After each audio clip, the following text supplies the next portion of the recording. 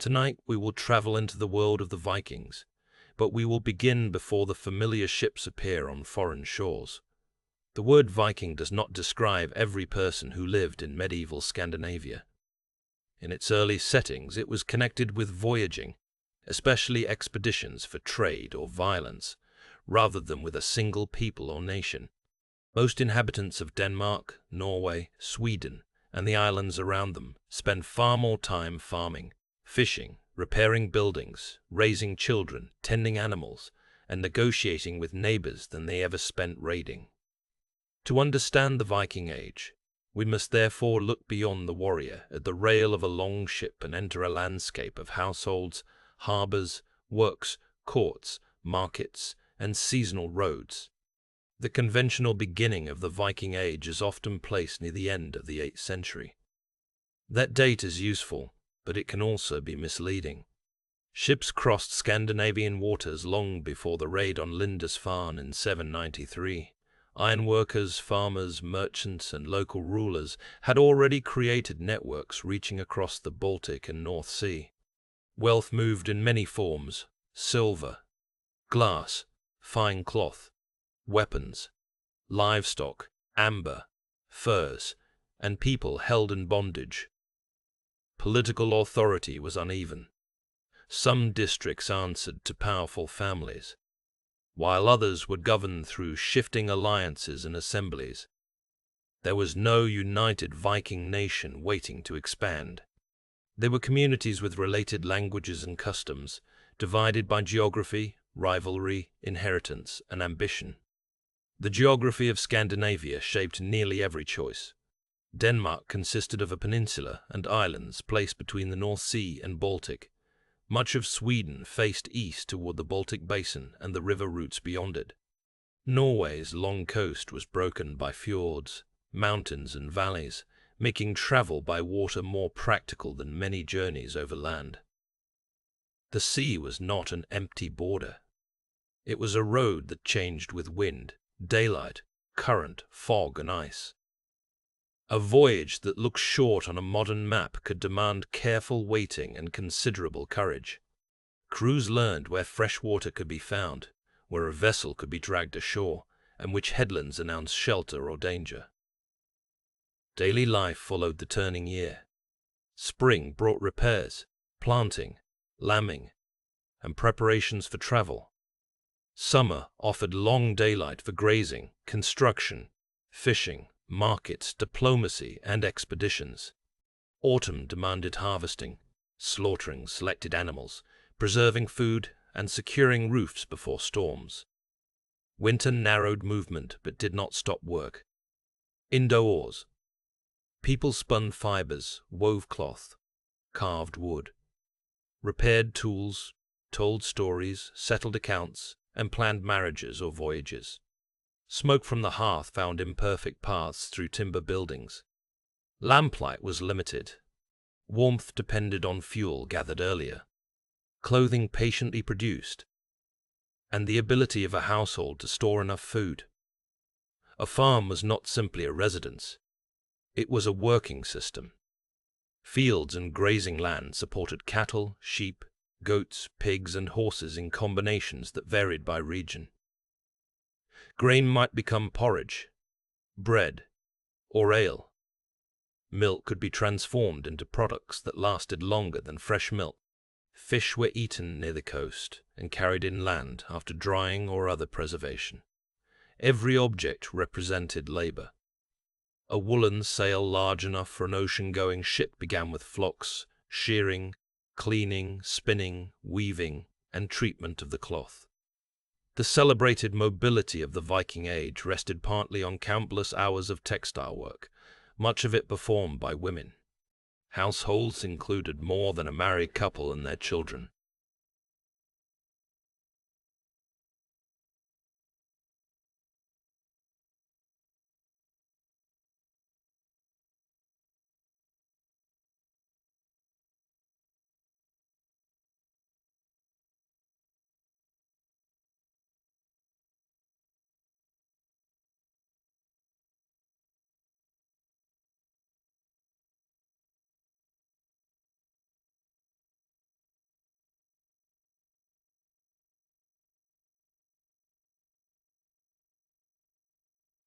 Enslavement was not a marginal feature of Viking society.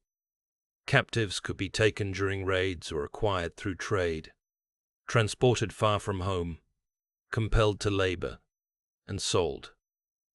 Any peaceful description of a prosperous farm or busy market must leave room for this coercion. Wealth and freedom for some were sometimes built upon the stolen freedom of others. Their roofs rose above surrounding buildings, and their interiors could accommodate feasts, judgments, oath-taking, gift exchange, and the reception of travelers. A hall was both practical and theatrical. Seating placed people in an order that everyone could read.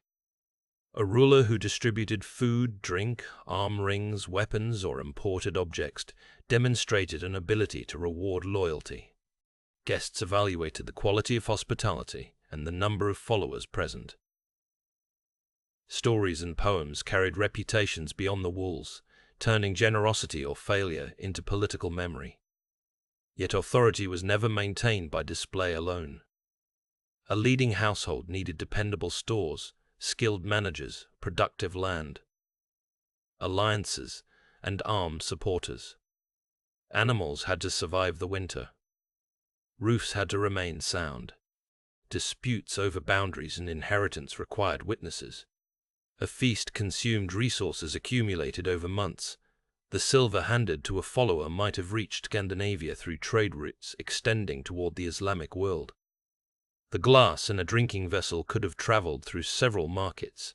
Even the most local ceremony was connected to distant labor and movement. Women's responsibilities varied with wealth, age, location, and family circumstances. Archaeological finds of textile tools, keys, imported objects, and rich burials reveal roles that cannot be reduced to a single model. On many farms, women directed food preparation, dairy work, clothing production, storage, and the labor necessary to keep the household functioning when men traveled. Some controlled substantial property or acted within influential families. A few burials suggest exceptional status. Written traditions also preserve women as advisors, poets, litigants, instigators, healers, and ritual specialists, though these texts were often recorded later and must be handled cautiously. Rights could be meaningful without creating equality. Social expectations and legal customs still distinguished sharply between men and women. Children entered this demanding world early. They learned by watching and repeating, carrying water, tending animals, helping with food, holding tools, memorizing kinship, and understanding how to behave before elders and strangers. Childhood was shaped by danger from illness and accident, but it also included games, miniature objects, companionship, and curiosity. Fosterage could place a child in another household, creating bonds that were emotional and political at the same time. In a society where trust depended strongly on personal relationships, the people with whom a child grew up could influence alliances decades later.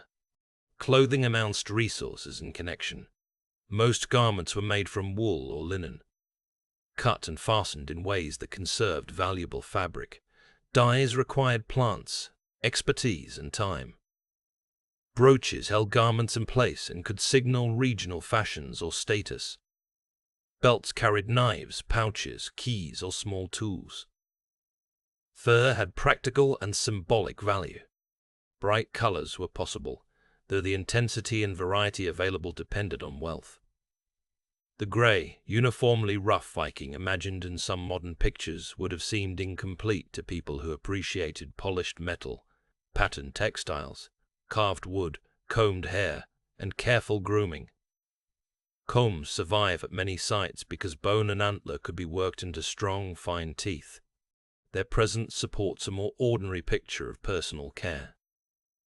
Washing practices varied, and no medieval community should be idealized as uniformly clean.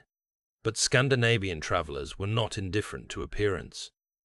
Hair, beards, clothing, and the condition of equipment affected how others judged a person. Cleanliness could be practical, attractive, ceremonial, or connected to status. The ships of the Viking Age were achievements of accumulated knowledge rather than sudden inventions. Scandinavian boat builders inherited centuries of experience with oared vessels. During the early medieval period, the growing use of sails expanded range and altered what a crew could carry. A sailing ship could conserve human strength when conditions allowed, while oars remained essential for maneuvering, entering rivers, escaping calm water, and approaching the shore. Builders selected trees with an understanding of natural shape. Curved roots and branches could provide strong pieces where straight boards would be weaker. Planks were overlapped in clinker construction and fastened, so that the hull remained light and flexible. Frames supported the completed shell. Iron rivets, wooden elements, caulking material, cordage, and skilled judgment joined the vessel into a working whole. There was no factory producing identical ships. Each project depended on available timber, intended use, the patron's resources, and the experience of the builders.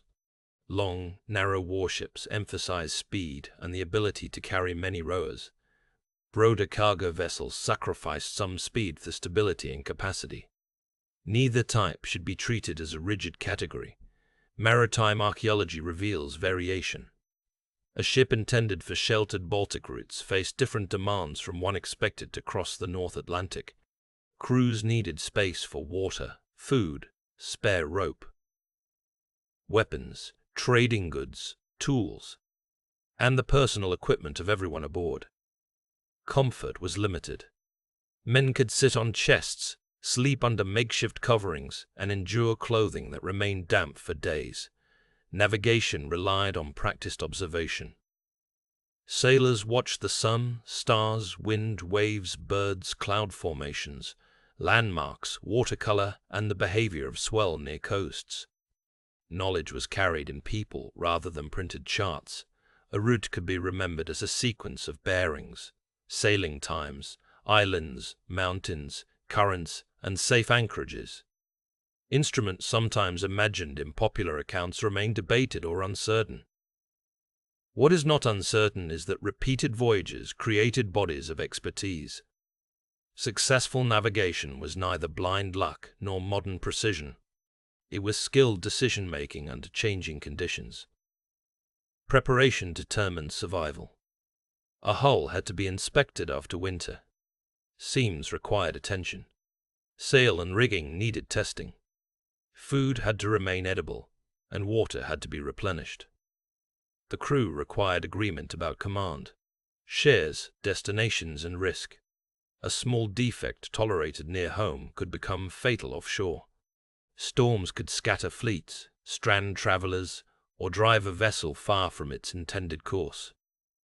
Shipwrecks rarely entered triumphant stories, but maritime movement always carried the possibility of disappearance. The cost of a ship bound people together. Timber came from managed landscapes. Iron represented mining or extraction, fuel, transport, and smithing. Rope required fiber. Sailcloth demanded immense textile labor. Provisions came from farms. A powerful leader might finance construction, but the vessel embodied contributions from an entire community. When a ship left the shore, those remaining behind had invested work and hope in its return. By the 8th century, settlements such as Ribe on the western side of the Danish peninsula had become places where artisans and merchants gathered repeatedly. These early markets did not resemble modern cities, but they concentrated specialized work. Archaeologists recover beads, molds, combs, metal fragments, weights, coins, and the waste left by production.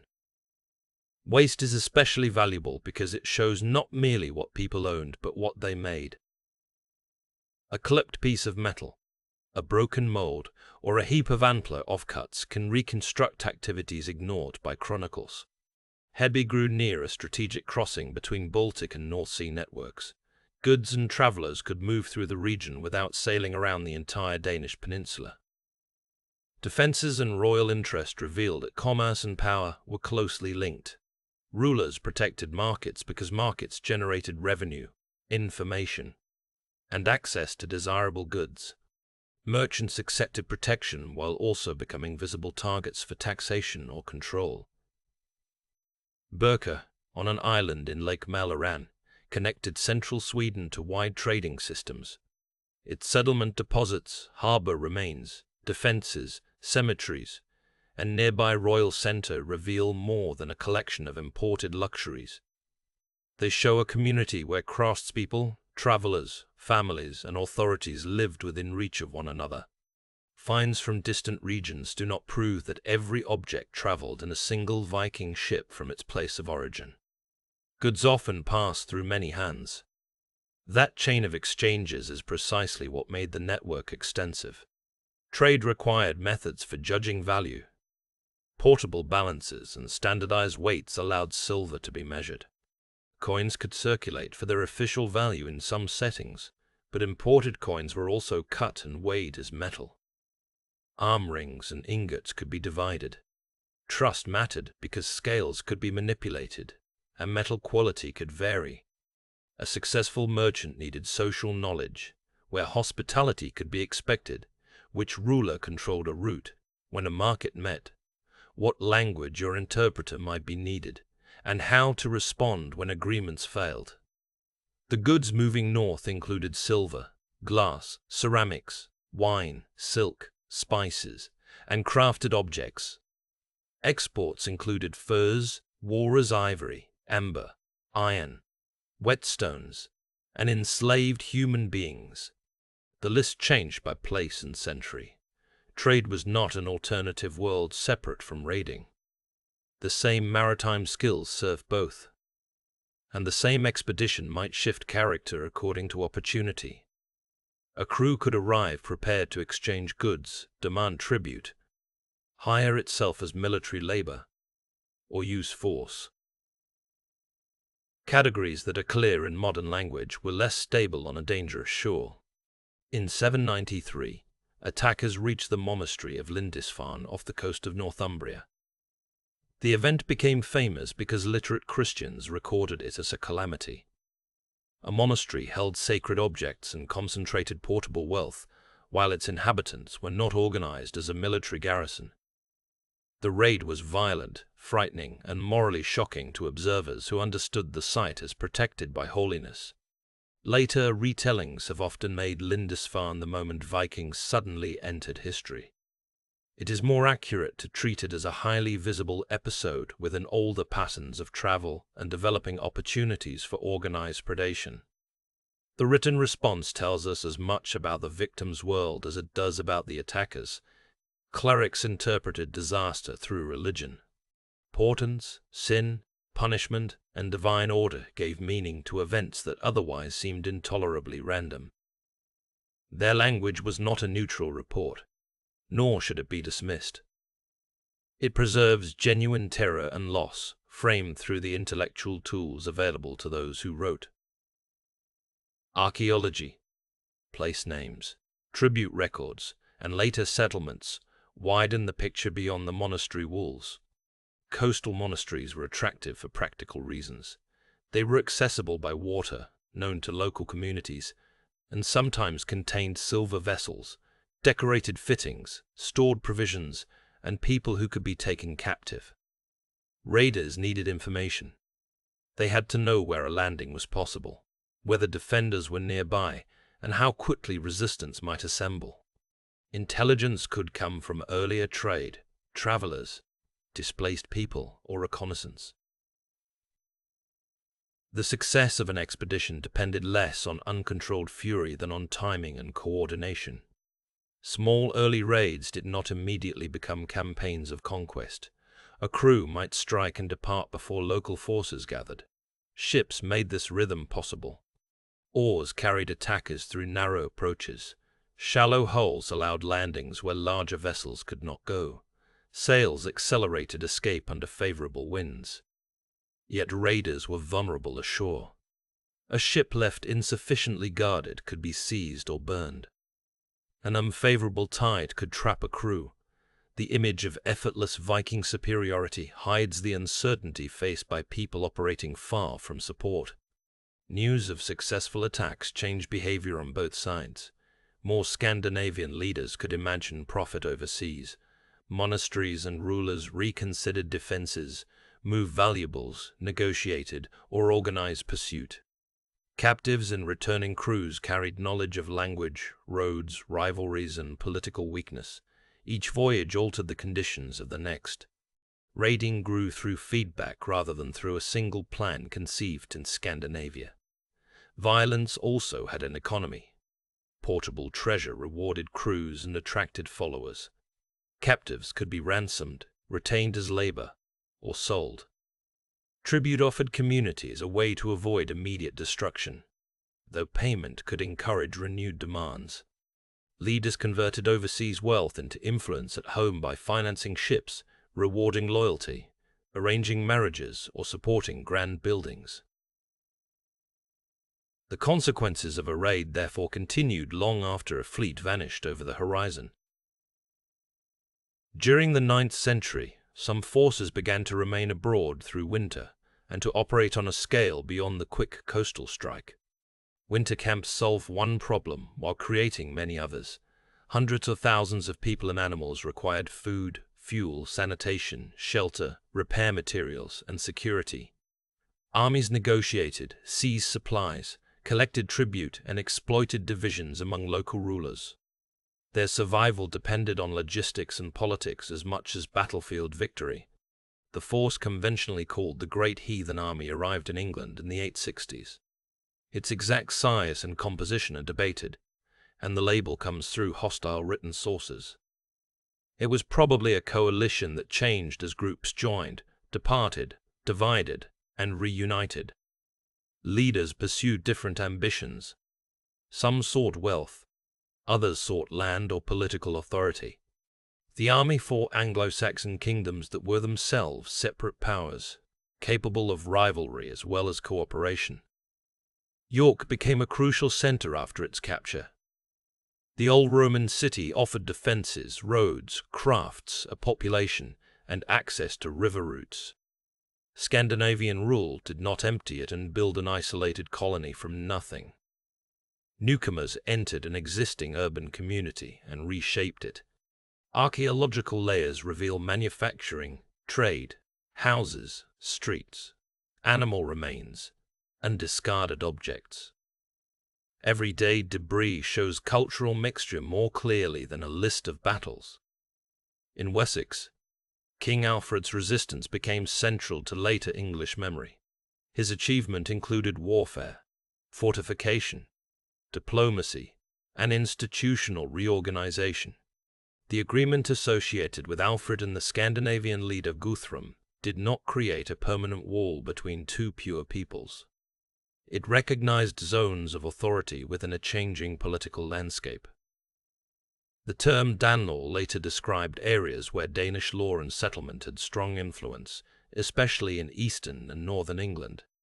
Settlers brought speech, legal customs, names, farming practices, and family connections. They also adapted marriage-linked communities. Markets encouraged cooperation. Scandinavian personal names entered English place names, while words of Norse origin became ordinary parts of English vocabulary. This linguistic influence was possible because Old Norse and Old English were related enough for some degree of communication, though understanding would have varied by speaker and circumstance. Landholding cannot be reconstructed from place names alone. A village ending that suggests Scandinavian influence does not reveal the precise identity of every inhabitant. Nor does an object in a Scandinavian style prove the birthplace of its owner. Archaeologists and historians combine several kinds of evidence, each incomplete. Settlement was a process in which identity could be expressed, concealed, combined, or transformed across generations. Frankish territories offered monasteries, towns, rivers, and political rivalries that fleets could exploit. The Seine and Loire carried ships deep inland. Paris faced major attacks and sieges. Defenders constructed bridges and fortifications, paid tribute, fought, and sometimes redirected Viking forces toward their enemies. No response worked permanently because the fleets were not a single state with one command. In 911, a Scandinavian leader, remembered as Rollo, reached an agreement with the West Frankish king Charles the Simple. The territory connected to that settlement developed into Normandy. The familiar story of raiders becoming feudal lords is broadly true, but the transformation was gradual. Scandinavian elites adopted Christianity, used the local Romance language, married into regional families, and ruled a population that was not predominantly Scandinavian. Their descendants created a political culture both rooted in Francia and conscious of a northern ancestry. Normandy demonstrates how quickly the meaning of identity could change. A Viking leader's grandson might govern as a Christian prince, patronize monasteries, and fight other Scandinavians. A century and a half after the agreement with Rollo, Norman forces conquered England in 1066.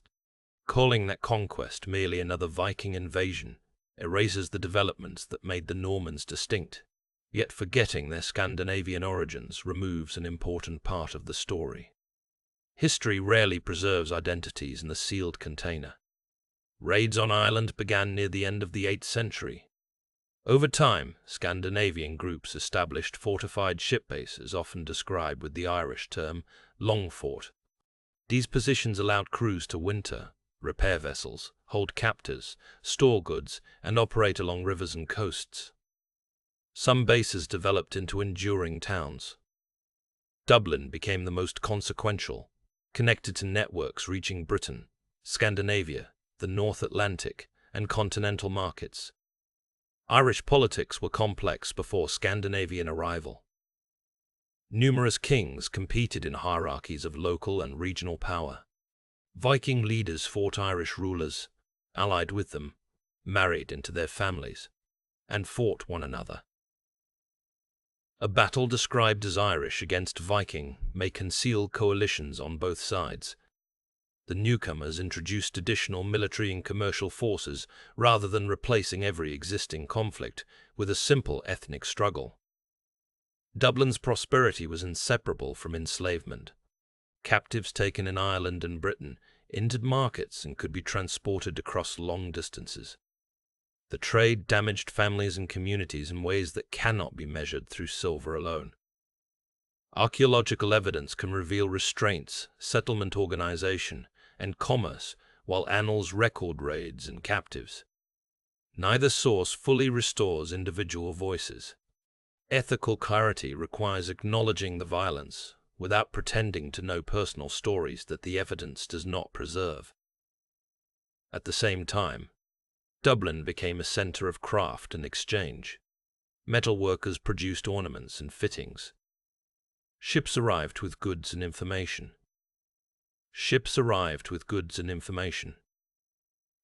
Christian objects could be looted, traded, remade, or valued for their materials and imagery.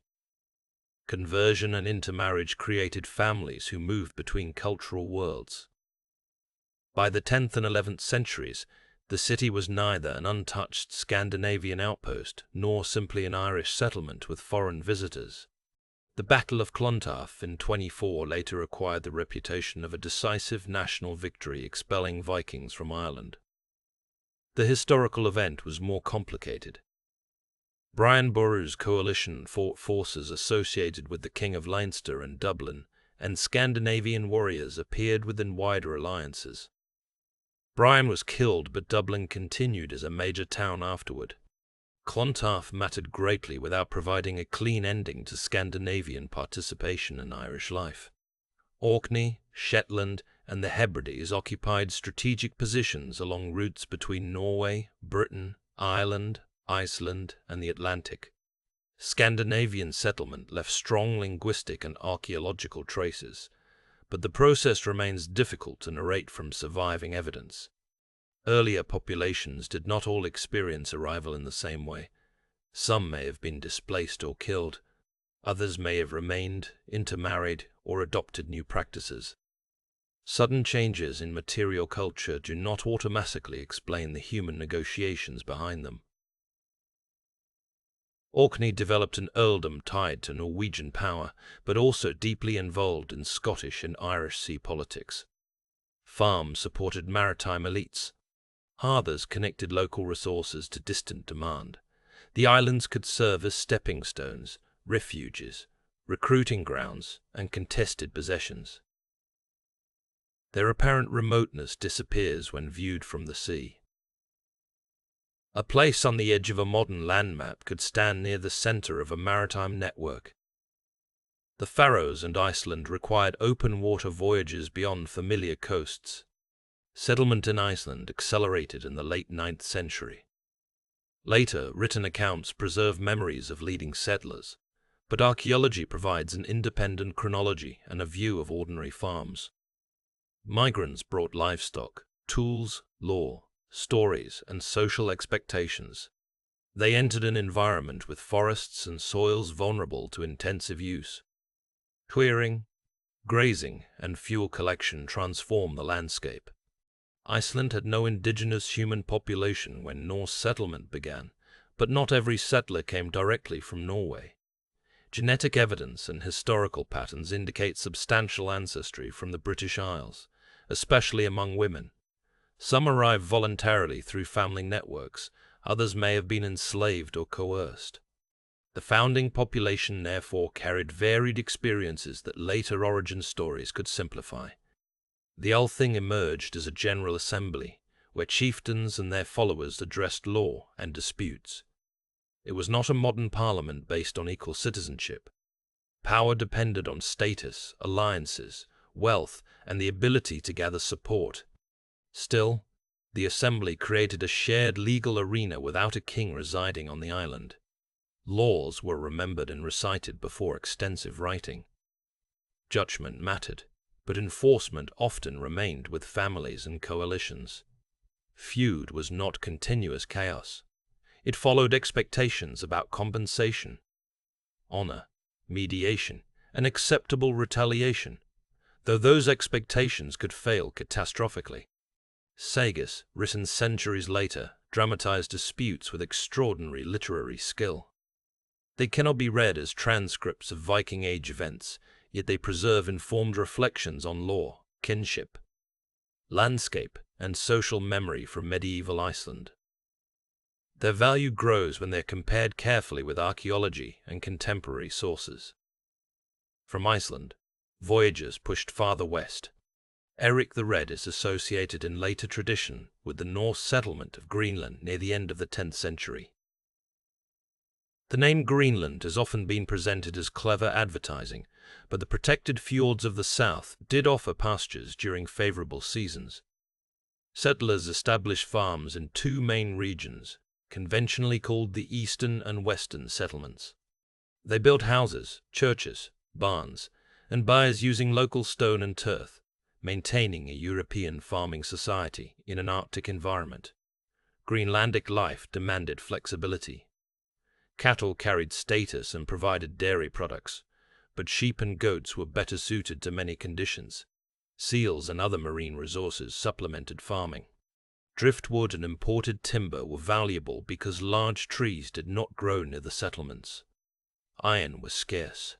Tools had to be maintained carefully, while ships connected the colonies to Iceland and Norway for items that could not be produced locally. Walrus ivory became an important export. Hunters traveled far north to obtain tusks and hides, accepting risks that linked distant European demand to Arctic labor. Ivory could be carved into luxury religious objects and elite possessions. This trade helps explain why communities persisted in a landscape that seems isolated from a modern perspective. Greenland was remote, but it was not disconnected. Its economy depended on a long chain of sailors, merchants, church institutions, and consumers. The Norse were not the only people of the Arctic. Indigenous cultures had lived across northern regions long before European arrival.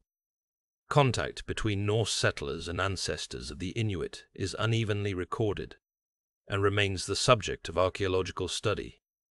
Later Norse texts used the term skraelingar for peoples encountered west of Greenland. But the word carries outsider assumptions and tells us little about how those communities understood themselves. The Greenland settlements eventually disappeared during the later Middle Ages. No single dramatic explanation accounts for every stage of decline. Climate changed, European markets shifted, trade became less reliable, and the costs of maintaining distant farms increased.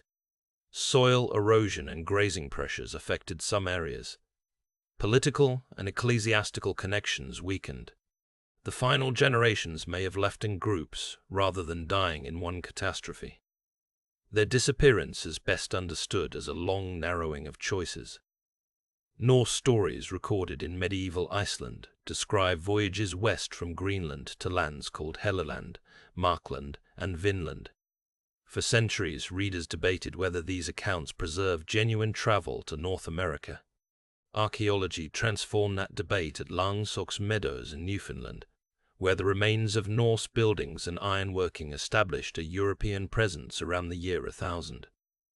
The site was not a large colony. Its substantial halls and workshops appear to have supported voyagers who stayed for a limited period, repaired ships, worked iron, and explored surrounding regions. A bronze pin and other finds connect the buildings to the Norse world. Butternuts recovered at the site grow farther south, suggesting that travelers ranged beyond northern Newfoundland or obtained materials through movement along the coast. The achievement was remarkable without needing exaggeration. Norse crews crossed from Scandinavia, through settlements in the North Atlantic, and reached the American continent roughly 5 centuries before Columbus. They did not discover an empty world. Indigenous peoples already possessed their own territories, histories, technologies, and networks. The Norse presence remained brief, while indigenous life continued. Why did no lasting Norse colony develop? Distance was severe. Greenland's population was small, and support across the Atlantic was costly. Encounters with local communities could become dangerous. The resources available in North America were valuable, but extracting them required people and ships that had other demands. A voyage can be technically possible without becoming economically or politically sustainable. While Norwegian and Danish voyages are prominent in stories of the West, travelers from regions facing the Baltic moved through Eastern Europe. They crossed the Gulf of Finland, entered river systems, and used portage routes connecting watersheds. Boats and cargo sometimes had to be hauled over land. The journey demanded cooperation with local populations and knowledge of rapids, seasons, and political conditions. The term Rus appears in sources from several societies and became connected to ruling and trading networks centered on places such as Novgorod and Kyiv.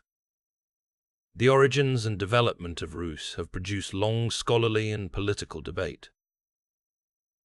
Scandinavian participation is well supported, but the societies that emerged were not simply Scandinavian colonies. Slavic, Finnic, Baltic, steppe, and other peoples shaped their language, economy, warfare, and government. River routes opened paths toward the Black Sea, the Caspian, Byzantium, and the Islamic world. Arabic silver coins found in great numbers around the Baltic reveal the scale of Eastern exchange. Many coins were cut into pieces and valued by weight. Their inscriptions may not have been readable to most Scandinavian owners, yet the silver carried purchasing power and prestige. A coin minted under a distant caliph could end its journey melted into an ornament or buried in a hoard on a farm. Goods traveling south and east included furs, wax, honey, weapons, and captives. Returning merchants carried silver, silk, beads, spices, and stories. Routes changed as political powers rose and fell, and as access to silver fluctuated. The distribution of coin hoards charts opportunity and uncertainty. A buried hoard may represent savings, ritual action, emergency concealment, or wealth whose owner never returned. Scandinavian warriors also entered Byzantine service, The Varangian Guard became famous as an elite unit associated with emperors in Constantinople. Service abroad could bring pay, gifts, experience, and reputation. Runic inscriptions left by Scandinavian visitors survive far from home, while memorial stones in Sweden refer to men who traveled east. These brief statements often record absence and death, rather than adventure fulfilled. Its walls, churches, palaces, markets, ceremonies, languages, and population exceeded anything in Scandinavia. Yet visitors were not passive spectators. They entered military and commercial institutions, learned routes, formed communities, and carried selected objects and impressions home. The Viking Age belonged to interconnected medieval worlds rather than to an isolated northern civilization. Scandinavian societies relied on assemblies often known by the Old Norse term thing. Free men gathered at recognized places to hear law, present disputes, witness settlements, confirm alliances, and participate in political decisions. Assemblies existed at several scales, from local districts to larger regions. Their procedures varied, and our evidence often comes from later law codes or outside descriptions. An assembly was not a democracy in the modern sense. Enslaved people had no equal standing. Women's formal participation was restricted in many contexts, and wealthy families could bring followers and influence outcomes. Physical force remained near the legal process because enforcement depended on people willing to act. Even so, law created expectations that limited arbitrary behavior. Compensation schedules placed values on injuries. Witnesses and oaths mattered. Reputation affected whether testimony was believed. The law speaker held a demanding role in societies where law was not yet fully committed to writing. He recited rules, guided procedure, and preserved institutional memory. Memorization did not mean every word remained unchanged forever. Law could evolve through interpretation and decision. Once Christian kingdoms produced written codes, older customs were reorganized, selected, or condemned rather than simply copied. Feud arose when injury, killing, insult, or disputed property set families against one another. Compensation offered an alternative to retaliation, but accepting it required confidence that the settlement would be honored.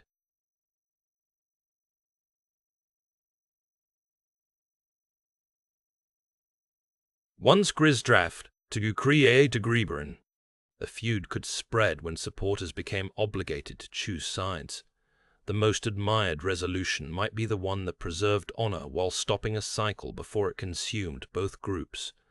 Outlawry removed legal protection from a person who violated judgment or refused settlement.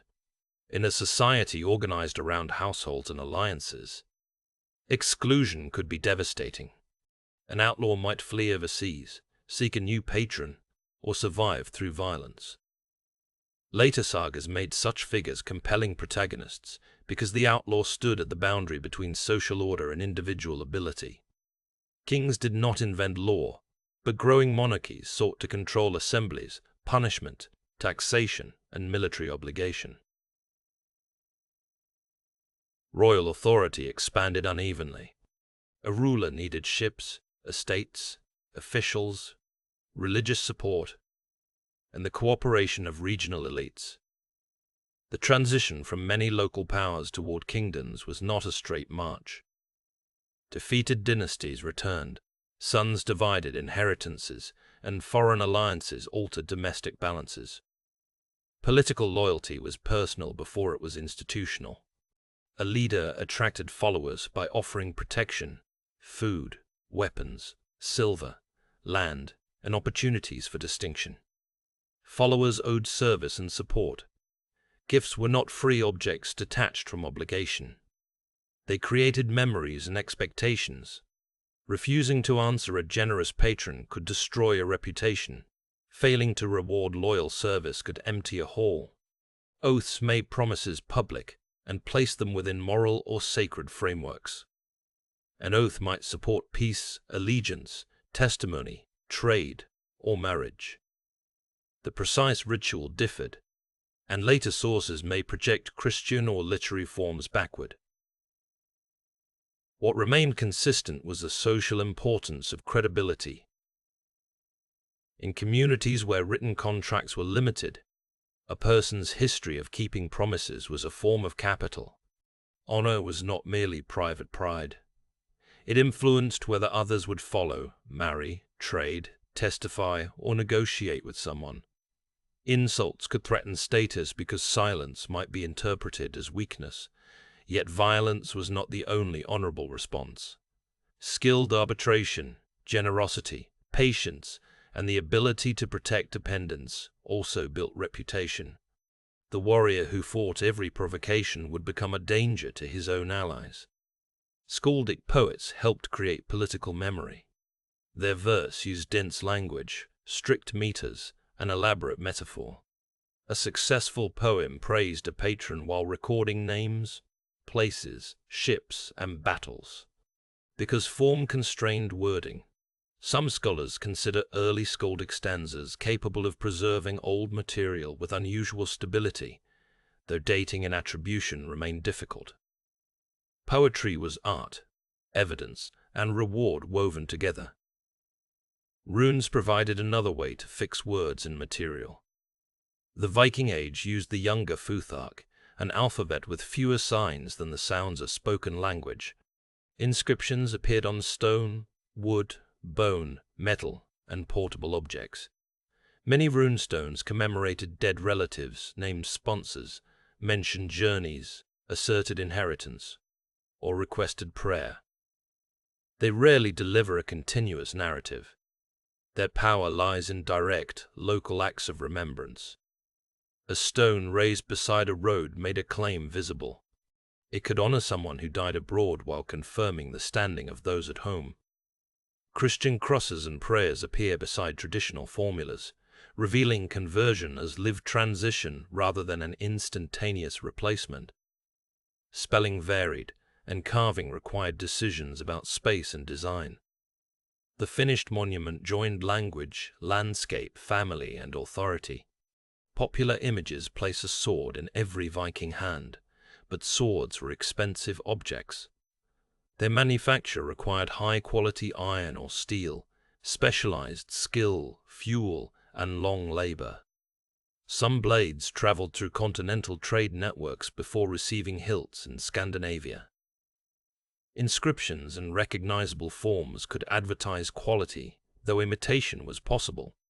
A sword might pass through generations, receive a name in later storytelling, or accompany a wealthy owner into a grave. The spear was more accessible and exceptionally versatile. It could be thrust in close formation or thrown. Its iron head used much less metal than a sword, while the wooden shaft required straight grain and careful fitting. Axes ranged from ordinary tools capable of violence to weapons designed specifically for battle. Bows extended danger beyond immediate reach. A complete fighting force depended on this mixture rather than on a uniform line of swordsmen. Shields offered the most common protection. Surviving examples and fittings indicate round wooden constructions with a central iron boss. Protecting the hand. A shield could absorb or redirect blows, cover a companion, and create a moving barrier. It was also vulnerable. Edges splintered, boards cracked, and a fighter's arm tied. The shield wall of modern imagination may reflect genuine group tactics, but sources do not justify treating every battle as a single rigid formation performed in exactly the same way. Helmets were scarce enough that many warriors may have fought without them. The archaeological record does not support horned combat helmets. That familiar image arose much later through artistic and theatrical traditions. Horns would have added weight and provided an opponent with leverage. Actual protection favored practical forms, sometimes with guards around the eyes or nose. Mail armor offered excellent defense to those who could afford it, but producing thousands of interlinked rings demanded enormous labor. Weapons alone did not make an effective fighter. Rowing developed endurance. Hunting trained observation and use of bows or spears. Competitive games tested balance, strength, and courage. Experienced warriors learned to maintain spacing, recognize terrain, obey signals, and continue functioning amid noise and confusion. Courage mattered, but so did the discipline not to pursue recklessly or break formation at the wrong moment. Battle was physically chaotic. Mud, rain, smoke, limited visibility. Fear and uneven ground disrupted plans. A small wound could become fatal through blood loss or infection. Skeletal remains reveal cuts, punctures, and blunt trauma without explaining the full circumstances. Written accounts favor leaders and decisive moments, leaving the wounded, frightened, and exhausted mostly unnamed. Ships required warriors to become laborers before reaching a battlefield.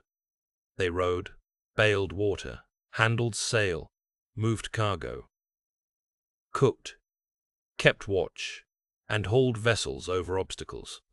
A leader who could not organize these tasks would arrive late or not at all. Military power rested on maintenance routines that heroic poetry rarely praised. Food for an expedition had to balance weight, durability, and availability. Dried fish, grain, preserved meat, butter, cheese, and ale or water could support a crew, but supplies spoiled or ran short. A leader who purchased might become requisition. Horses transported overseas consumed space and demanded careful handling. A large army could strip a district simply by remaining in place. Fortifications changed the balance between ships and land power. Earthworks, timber walls, bridges, and defended towns slowed attack and protected supplies. Alfredian burhs in England and other defensive systems forced raiders to confront prepared positions. Siege required patience and equipment. An army built for mobility could lose its advantage when trapped before walls, while defenders gathered. Death did not guarantee the elaborate funeral shown in modern reconstructions. Burial practice varied across region, date, belief, status, and community. Some bodies were cremated, others were placed in graves. Goods might include clothing fasteners, tools, vessels, weapons, animals, food, or nothing that survives. A few people received ships or boats, but such burials were exceptional displays, not the ordinary Viking funeral. The Osberg ship burial in Norway contained 2 women and an extraordinary collection of carved wood, textiles, vehicles, beds, animals. Its richness reveals elite command of labor and materials, while the identities of the women remain debated. The ship itself is magnificent, but the burial cannot stand for every woman or every funeral. Exceptional graves tell us what powerful mourners chose to display. The Gokstad ship burial contained a man, animals, smaller boats, furnishings, and equipment. Its richness reveal grave robbery and decay removed parts of the original deposit, reminding us that archaeological sites are incomplete before excavation begins. The person buried there lived one life. The monument created another identity, shaped by survivors. Pre-Christian Scandinavian religion was not organized around a single scripture or central institution. Practice took place in households, halls, landscapes, gatherings, and specialist settings. Communities honored multiple divine powers connected with fertility, weather, war, prosperity, death, poetry, and social order. Customs varied over time and place. The coherent mythology familiar from modern books was assembled largely from medieval Icelandic texts written after conversion. Odin appears as a god of knowledge, poetry, battle, and the dead, but his importance may have been greatest among particular elites. Thor's hammer became an especially visible symbol, represented in small pendants and invoked in inscriptions. Freyr and Freya were associated with fertility and prosperity in later sources. Local beings, ancestors, land spirits, and household rituals may have mattered as much in ordinary life as the gods with the most famous stories. Offerings created relationships between people and unseen powers. Food, drink, animals, crafted objects, and weapons could be deposited at significant places. Feasting joined religious and political obligation. Later Christian writers describe sacrifices, sometimes including humans, but their accounts require careful evaluation. Archaeology provides evidence consistent with ritual killing in some contexts, yet it does not justify imagining constant spectacle across the Viking world. Ceroses, known in later texts as volur, occupied a distinctive place in descriptions of prophecy and ritual. Graves containing staffs and unusual objects have been interpreted in connection with such roles, although objects do not label their owners for us. Practices called sidra were associated with altered knowledge, fate, and social ambiguity. Later literary accounts preserve important traditions while also reflecting Christian authors and the concerns of their own centuries. Burial mounds connected families to ancestors and claims on land. Groves, springs, stones, and halls could carry sacred associations. A farmer seeking a good harvest, a traveler fearing a storm, and a ruler preparing for war did not approach religion with identical needs.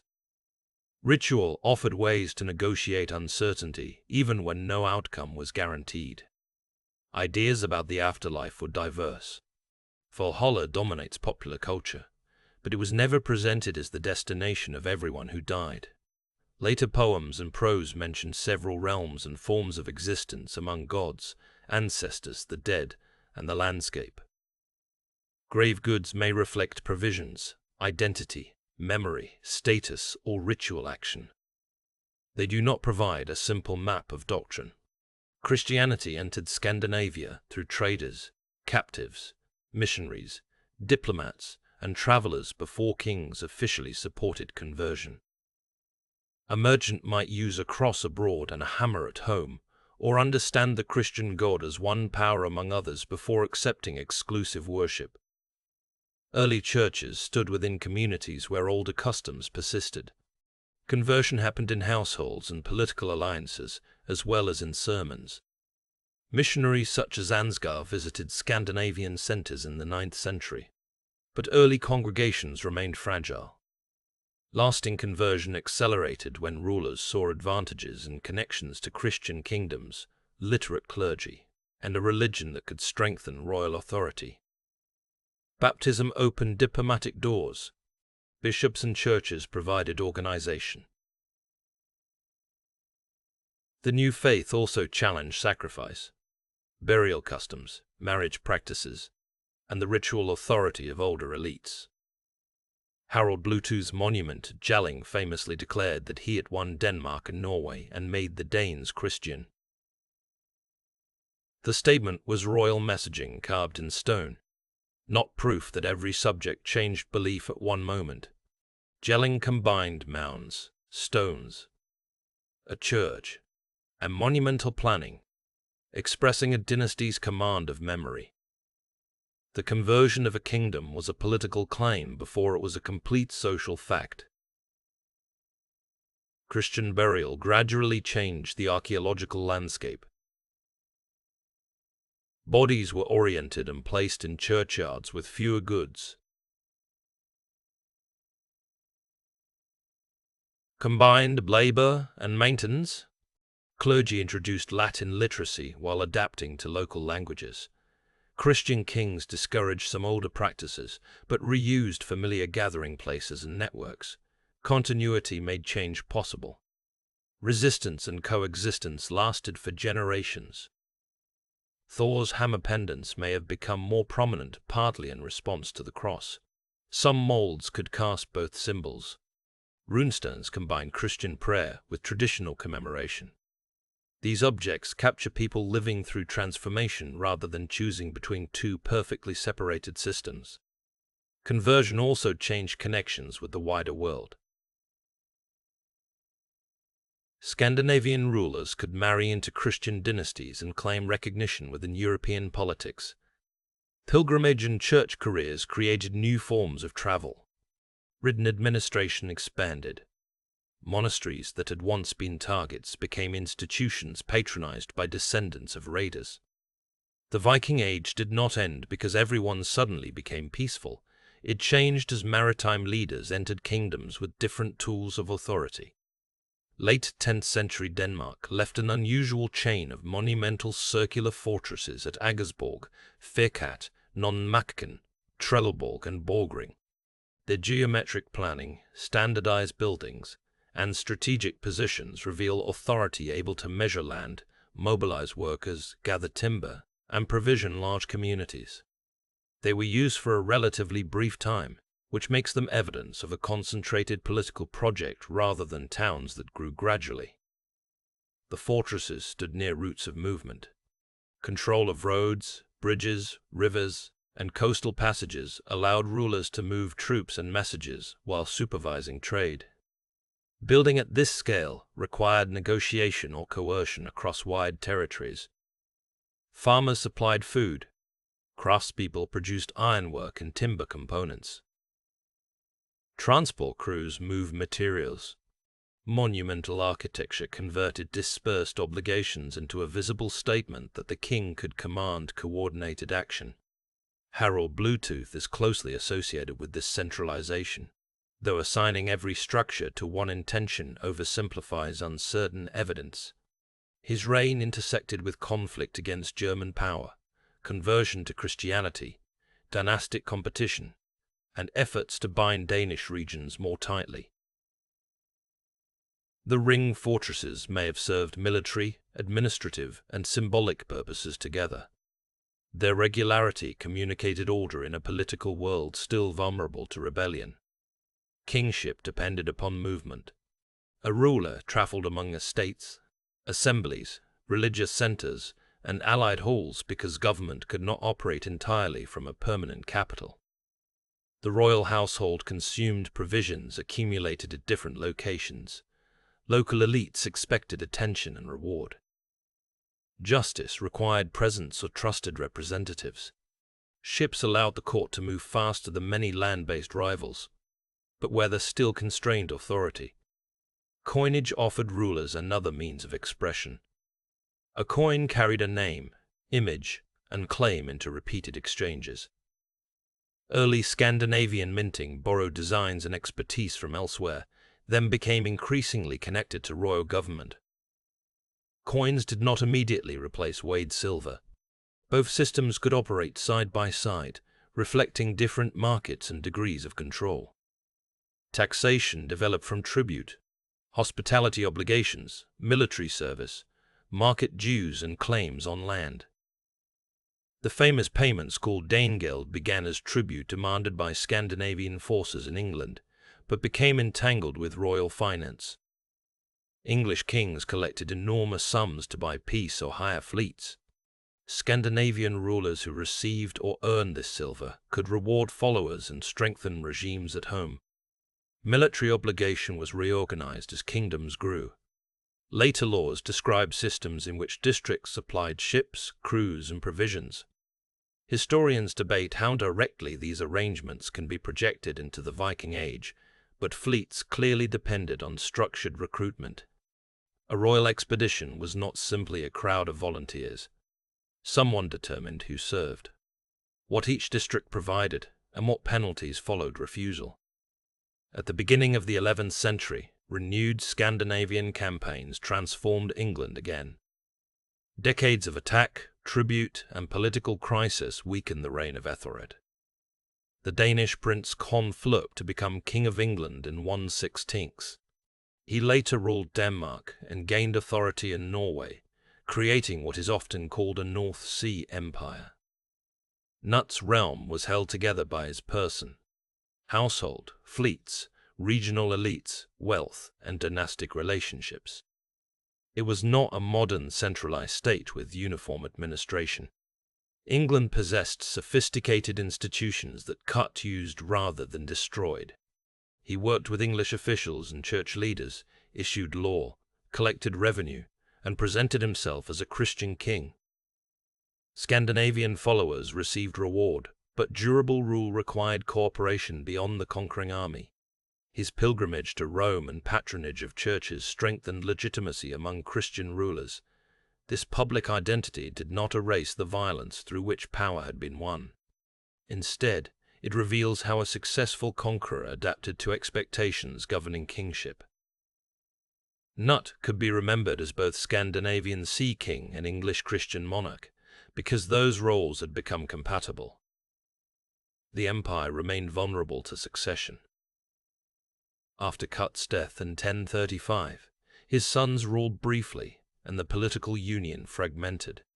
Personal monarchy could gather distant territories faster than institutions could permanently bind them. Yet the episode demonstrated how thoroughly Scandinavian elites had entered European statecraft. The descendants of raiders governed through law codes, bishops, mints, taxation, and courts. The unification of Norway is traditionally associated with Harald Fairhair, whose life is known mainly through later traditions. The real process extended across generations. Norway's geography favored strong regional identities, while control of coastal routes gave ambitious rulers access to trade and military movement. Claims to national kingship repeatedly collided with local leaders and Danish influence. Olaf Tryggvason and Olaf Haraldsson promoted Christianity through persuasion, patronage, political pressure, and violence. Olaf Haraldsson died at Stiklestad in 1030 after losing power, then became revered as Saint Olaf. His cult gave Norwegian monarchy a sacred patron and the center of pilgrimage at Nidaros. A defeated king's body became more politically enduring than his living regime. Christianization and unification reinforced one another without eliminating conflict. Churches and clergy connected distant districts to royal authority, while rulers protected and endowed religious institutions. Older elite families adapted by sponsoring churches and entering the new order. Those who resisted could frame opposition as defense of custom, local autonomy, or rival claims rather than as a simple refusal of belief. Harald Hardrada embodied the international reach of the late Viking world. Exiled after Stiklestad, he traveled east, served in Rus and Byzantine contexts, accumulated wealth and experience, and returned to become King of Norway. His career crossed the routes that had carried generations of Scandinavian merchants and warriors. In 1066 he invaded England and was killed at Stamford Bridge.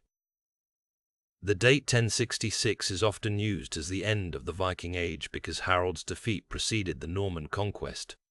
It is memorable, not absolute. Scandinavian kingdoms continued naval warfare and overseas ambition. Norse communities persisted across the Atlantic and northern Britain. Cultural practices did not expire when one army lost. Period boundaries help organize history, but people do not wait to discover that their age has ended. Political consolidation in Sweden followed its own chronology. The regions around Lake Mälaren, Västergötland, Östergötland, and Gotland were connected yet not interchangeable. Kings competed for recognition, and Christian institutions developed unevenly. Birka declined while Sigtuna became an important royal and ecclesiastical center around the end of the 10th century. Gotland's position in the Baltic supported exceptional commercial activity. The island's many silver hoards demonstrate participation in Eastern and Western exchange across generations. Wealth was distributed through farms as well as concentrated in a single royal town. Gotlandic merchants developed their own networks, showing that long-distance trade did not always require direct control by a powerful king. Swedish runestones preserve an extraordinary geography of travel. Memorials mention people who died in the East, served leaders, crossed seas, or participated in expeditions. The stones also record bridge building and Christian prayer. A bridge could be a practical improvement, a pious act, and a monument to family status simultaneously. The movement of people eastward created communities with blended loyalties. A traveller might speak Old Norse at home, negotiate through interpreters in a market, serve a foreign prince, accept baptism, and return with silver-carrying Arabic script. None of these experiences required abandoning every earlier identity. Mobility encouraged layered belonging. Viking Age towns were small by comparison with Constantinople, Baghdad, or the great cities of the former Roman world, but they created a new density of life in Scandinavia. Houses and workshops stood close together. Paths became muddy. Smoke, animals, refuse, and crowded waterfronts produced smells far removed from the clean lines of a museum reconstruction. Fire was a constant danger wherever timber walls, thatched roofs, hearths, lamps, and craft furnaces met. Craft specialization distinguished a town from a farm, though the boundary was never complete. A comb maker accumulated antler and bone, sawed blanks, cut teeth, drilled holes, assembled plates, and discarded failures. A bead maker controlled intense heat and colored glass. A smith judged metal by sound and color. A merchant needed storage. Scales, weights, containers, credit, and relationships. Repeated production built skill that occasional household work could not easily match. Textiles moved through every level of the economy. Spindle whorls and loom weights are abundant archaeological finds because spinning and weaving were continuous tasks. Cloth provided clothing, blankets, bags, wrapping, exchange value, and sales. Different fibers and weaves served different purposes. Fine fabric could display status, while coarse wool protected laborers from cold and spray. Repair extended the life of material too valuable to discard casually. Leatherworkers turned hides into shoes, belts, sheaths, bags, harness, and protective clothing. Tanners needed water and substances that made their work unpleasant to neighbors. Woodworkers produced bowls, spoons, furniture, barrels, carts, tool handles, and ship components. Much wooden material decays, so the surviving metal-rich archaeological record can make the Viking world appear harder and more martial than it actually looked. Food sellers and brewers served travelers who did not control a local household. Markets operated at particular times, and seasonal gatherings could swell a settlement's population. Foreign languages mixed at the waterfront. News traveled with cargo, the death of a ruler, a safer route, a failed harvest, a new tax, or an opportunity for service. Information could be more valuable than any object on a stall. Urban authority attempted to regulate this activity. Fortifications controlled entry. Officials supervised tolls or coinage. Standard weights encouraged exchange while creating opportunities for rulers to define legitimacy. Violence remained possible, especially among armed strangers, so peace in the market required enforcement. A successful trading place balanced openness with protection. Health conditions were difficult. Wells could be contaminated, parasites spread easily, and smoke affected lungs and eyes. Skeletal evidence reveals arthritis, injury, dental wear, and periods of nutritional stress. Some people survived serious wounds because others cleaned, supported, and fed them. Care was part of urban and household life even when medical theory was limited. Healers used practical experience with wounds, childbirth, plants, splinting, and nursing. Archaeology cannot easily distinguish medicine from food or ritual. Later texts mention remedies, but their date complicates their use as Viking evidence. It is safer to recognize a broad spectrum of care rather than imagine either complete ignorance or a sophisticated system, identical across Scandinavia. Famine threatened when weather, disease, warfare, or transport failure damaged supplies. Towns depended on countryside producers and navigable routes. Rulers who gathered armies or demanded tribute could intensify shortages. The celebrated wealth of a silver hoard could not feed its owner if grain and livestock were unavailable. Most meals were built from local resources rather than exotic imports. Barley, rye, oats, and in some regions wheat entered breads, porridges, and ale. The distinction between bread and porridge depended on milling, ovens, fuel, and household preference. Quernstones turned grain into flour through repetitive physical effort. Producing the meal began long before cooking. Cattle supplied milk, meat, hides, horn, bone, and traction. Sheep provided wool as well as food. Goats tolerated difficult terrain, and pigs converted woodland resources and scraps into meat. Horses carried people, pulled loads, expressed status, and sometimes entered ritual deposits or meals. The proportion of each animal varied with ecology and economy. Milk spoiled quickly unless transformed. Butter, curds, cheeses, and cultured products extended its usefulness. Meat could be salted, smoked, dried, or consumed during seasonal slaughter. Preservation was never perfect. Salt was valuable. Smoke altered flavor, and damp storage invited mold. Households relied on judgment learned through repeated success and failure. Fishing supplied cod, herring, salmon, freshwater species, and shellfish according to location.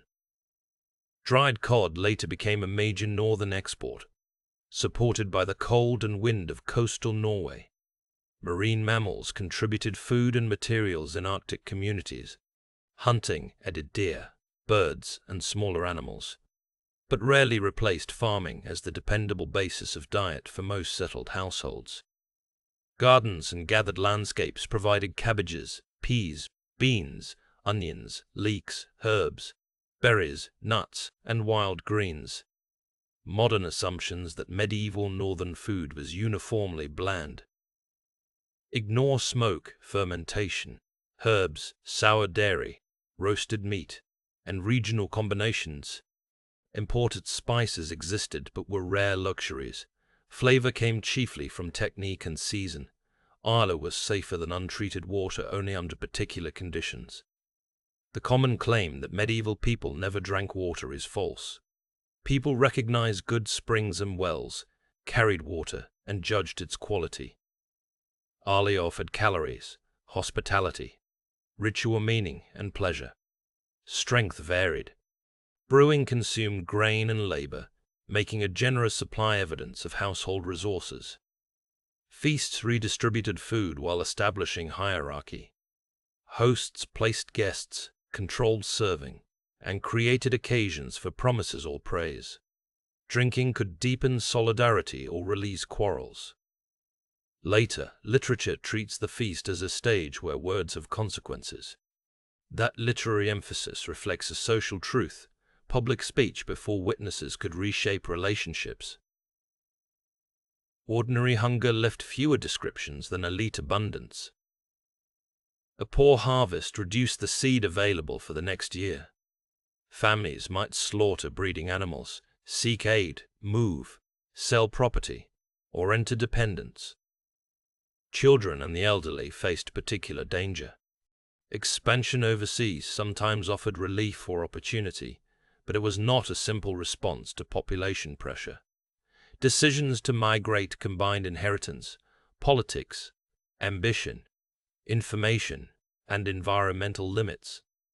The position of women differed among regions and changed across the Viking Age. Later law codes indicate rights to property, inheritance, divorce, and compensation under defined conditions, but they cannot be transferred unchanged to every earlier century. Wealthy women possessed greater ability to act than enslaved or landless women. Age and widowhood could increase authority within a household. Marriage joined families and property. Gifts, inheritance expectations, consent, and alliance all mattered. A bride moved within a network of obligations. Rather than entering a purely private relationship, Divorce appears possible in later legal traditions for specified reasons. The existence of a right did not guarantee that exercising it was safe or easy, especially where kin support was weak. Keys found in women's graves have often been interpreted as symbols of household control. They may indeed reflect access to chests and stores, but no object has one universal meaning. A key could be practical, symbolic, or both. Archaeologists compare its position, the rest of the grave, regional patterns and settlement evidence before drawing conclusions. Textile production gave women command of economically essential knowledge.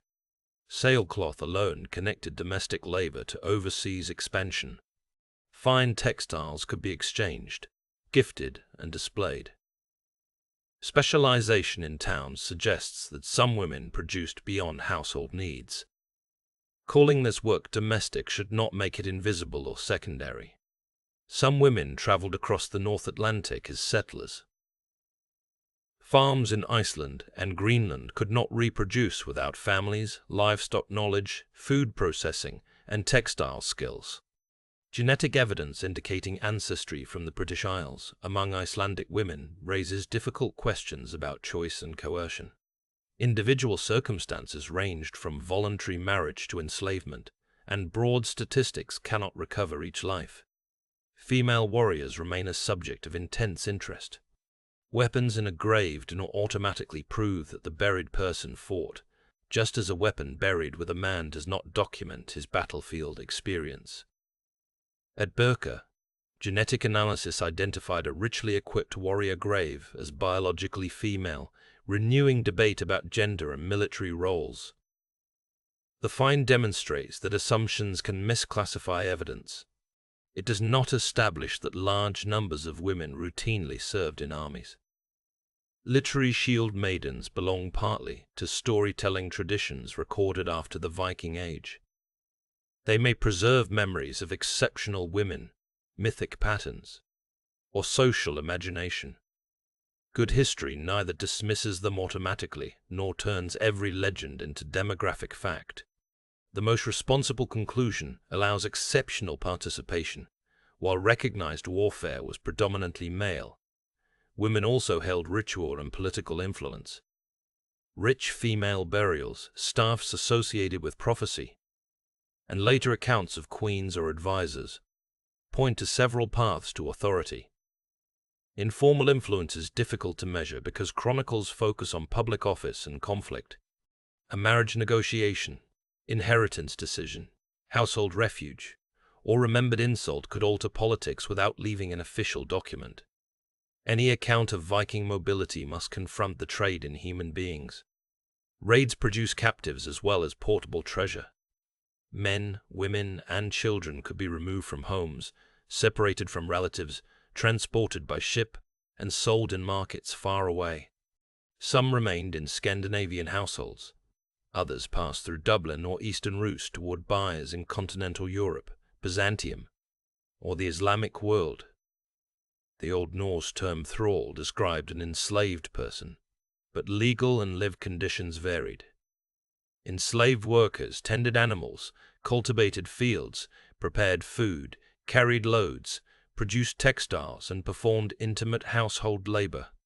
Their work supported the prosperity that equipped ships and sustained elite hospitality. Because surviving texts were usually created by free and powerful people, the experiences of those under coercion appear only in fragments. Law codes treated enslaved people differently from free persons, assigning limited compensation or directing payment to owners. Such rules reveal status but not emotion. A captive remembered another language, family, landscape, and identity even when the record reduced that life to property. Resistance could take the form of escape, sabotage, refusal, preservation of belief, or alliance with others, but it was rarely documented sympathetically. Manumission offered a route from slavery, though freedom could retain obligations to a former owner or patron. Freed people and their descendants entered local society over time. Marriage, baptism, Economic skill and service could alter status. The boundary between free and unfree was powerful without being biologically fixed. Archaeology struggles to identify enslavement directly. A modest burial does not prove an unfree life, and rich goods do not describe every legal relationship. Isotope analysis can reveal that an individual grew up far from the place of burial, but mobility might result from trade, marriage, migration, service, or captivity.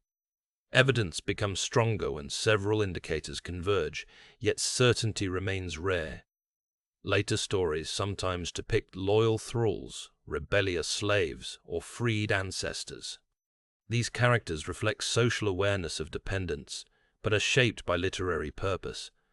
The most honest reconstruction accepts that slavery was central to Viking Age economies, while resisting invented biographies offered as fact. Viking expansion unfolded during climatic conditions that were not uniform across 3 centuries or a vast region.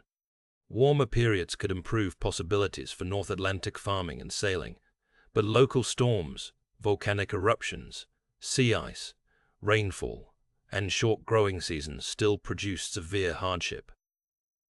Climate created opportunities and limits. It did not command people to raid or migrate. Settlers changed landscapes. Woodland was cleared for buildings, fuel, pasture, and fields. Grazing prevented regeneration in vulnerable soils. Iron production consumed charcoal. Shipbuilding demanded selected timber. In Denmark and Sweden, long-established agricultural systems absorbed these pressures differently from newly settled Iceland and Greenland. Iceland's volcanic soils could erode rapidly after vegetation was removed. Pollen, soil layers, and sediment helped reconstruct the transformation following settlement. People were not unaware of scarcity, but immediate survival and social expectations could outweigh long-term preservation. Laws attempted to regulate woodland and grazing in later periods, showing that communities recognized damage and negotiated responses. Marine resources connected ecology to commerce. Seasonal fisheries required knowledge of spawning and weather. Walrus hunting in Greenland linked animal populations to European luxury demand. Furs moving through eastern routes drew distant forests into urban markets. Economic networks distributed environmental effects far beyond the consumers who purchased finished objects. Animals traveled with settlers and sometimes reshaped islands. Sheep, goats, cattle, pigs, horses, dogs, and cats entered environments with different predators and vegetation. Livestock made Norse farming possible while increasing pressure on pasture. Choices about herd composition reveal adaptation. Prestige cattle might be maintained even where small animals were more efficient. Risk was shared unevenly. Wealthy households held more land, stored larger surpluses, and could call upon dependents. Poor families faced hunger sooner and had fewer options after livestock loss. A failed voyage harmed investors, crew families, and workers who had provisioned the ship. Environmental history is therefore also a history of status. Travelers returned with objects whose meanings changed during movement. An Arabic dirham could become weighed silver, jewelry, or a buried reserve. A Christian reliquary might be respected as sacred, valued as metal, or remade into a brooch. Silk from distant production centers entered elite clothing and graves. The object preserved traces of one world while acquiring a new social life in another. Imported glass beads offered color and variation that local materials could not easily provide. Their distribution reveals roots, fashions, and purchasing power. A single bead in a rural grave does not prove its wearer traveled abroad. Markets allowed distant connections to enter households through several intermediaries. Insular metalwork taken or traded from Britain and Ireland appears in Scandinavian contexts, sometimes altered for a new use. Clerical fittings became ornaments. This transformation can be read as desecration, appreciation of craftsmanship, display of victory, or practical reuse depending on circumstances. Meaning was never guaranteed by origin alone. Travel also carried less visible things, loanwords, tunes, boat knowledge, weights, religious ideas, decorative patterns, legal concepts, and memories. A returning crew could describe foreign defenses or introduce a new style of dress. Captives carried skills and stories involuntarily. Cultural exchange did not require equality or peace. The acceptance of the sail itself may reflect contact and experimentation across Northern Europe. Coinage drew on foreign models. Christianity arrived through overlapping routes. Scandinavian societies were innovative, not because they created everything in isolation, but because they selected, adapted, and recombined what movement made available. Objects could exaggerate the apparent foreignness of elite life. Archaeologists recovered durable and unusual imports more readily than ordinary local wood, food, and cloth. A grave containing a distant bead still belonged to a person whose days were mostly shaped by nearby fields and relationships. Global connection and local routine existed together. Old Norse belonged to the North Germanic branch of languages and was related to Old English and other Germanic speech. Travelers may sometimes have understood the broad sense of neighboring languages without formal study, especially where trade produced repeated contact. Mutual comprehension was never perfect. Accent, vocabulary, speed, and context could turn similarity into confusion. Interpreters were valuable in diplomacy and commerce. Enslaved or migrant people could become linguistic bridges because necessity forced them to learn. Children raised in mixed households acquired several forms of speech. Towns such as Dublin and York created spaces where words crossed social boundaries. Norse influence on English is unusually deep. Common words associated with law, household life, weather, movement, and pronouns entered English through sustained coexistence rather than a short episode of elite rule. Place names preserve settlement patterns, though later spelling and administrative habit complicate interpretation. In Normandy, Scandinavian settlers shifted toward the local Romance language within generations, while preserving selected names and a memory of origin. In Rus territories, Scandinavian speech contributed to an environment increasingly dominated by Slavic languages. In the North Atlantic, Old Norse developed into Icelandic, Faroese, and the now extinct Norn of Orkney and Shetland. Writing used both runes and the Latin alphabet. Runes remained useful for memorials, ownership marks, messages, charms, and casual inscriptions. Christian institutions expanded manuscript culture. The adoption of Latin letters did not instantly eliminate runes. The systems overlapped for centuries. The medieval recording of sagas preserved a sophisticated vernacular literature. The scribes wrote in Christian Iceland about a partly pagan past. Their language retained poetry and tradition while reshaping it for new audiences. Reading these works responsibly means appreciating their artistry, without treating every conversation as a recording made at the time. Viking Age artists transformed useful objects into surfaces alive with movement. Animals twist through one another, gripping, biting, and dissolving into bands. Different styles developed across time and region, now labeled by modern scholars with names such as Osberg, Bore, Jelling, Marmen, Ringerreich, and Ernst. These labels help organize visual change. The makers did not necessarily understand themselves as working inside neatly bounded categories. Wood carving must once have surrounded daily life. Doors, posts, furniture, wagons, ships, bowls, handles, and religious objects offered broad surfaces, yet most wood disappeared through decay or fire. Waterlogged finds and protected burials provide rare glimpses. The carved animal heads and vehicles from Osberg demonstrate technical control beyond what surviving fragments elsewhere might suggest. Metal preserved more readily. Brooches fastened clothing while presenting intricate designs. sword hilts, harness fittings, pendants, pins and mounts communicated wealth and affiliation. Casting allowed forms to be reproduced, though finishing and material quality varied. Gold and silver attracted attention, but bronze and gilding could create impressive effects with fewer precious resources. Craftspeople borrowed imagery through contact. Irish and Anglo-Saxon forms entered Scandinavian ornament, sometimes on looted objects and sometimes through adapted design.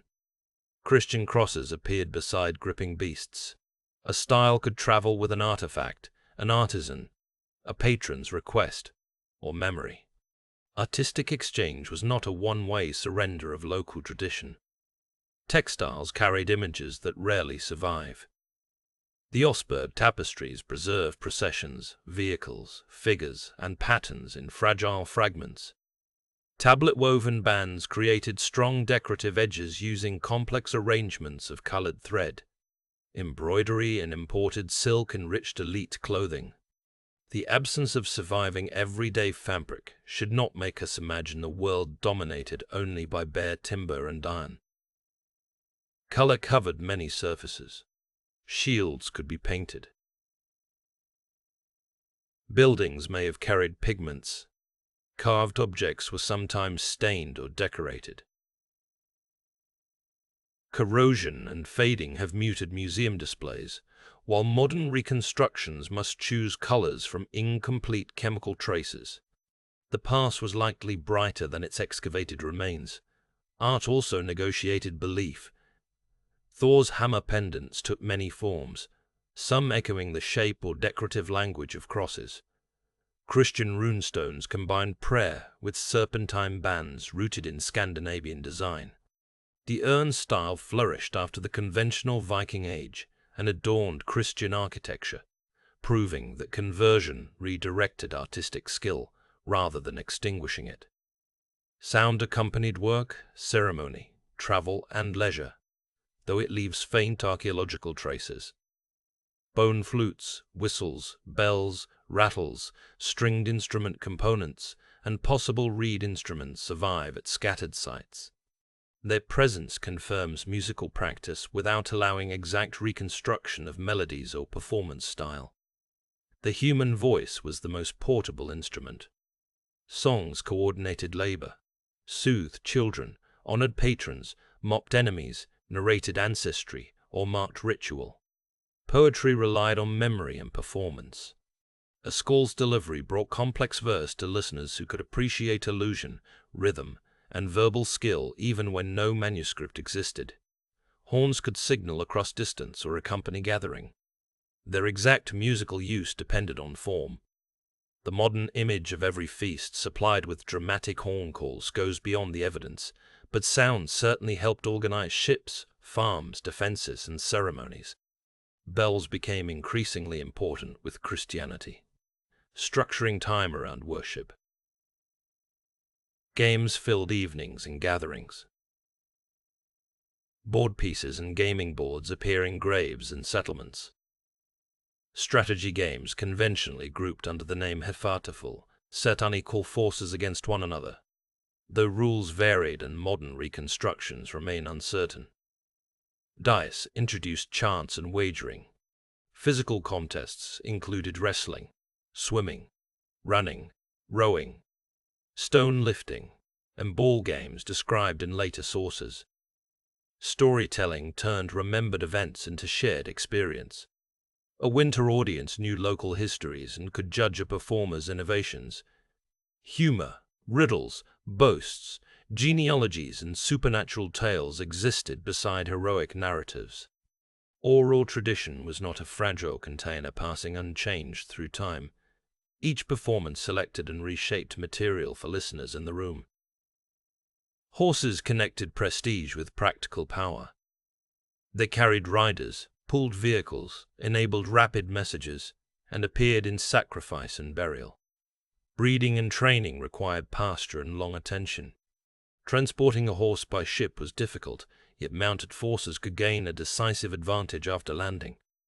Dogs guarded farms, hunted, herded, and provided companionship. Their size and form varied with purpose.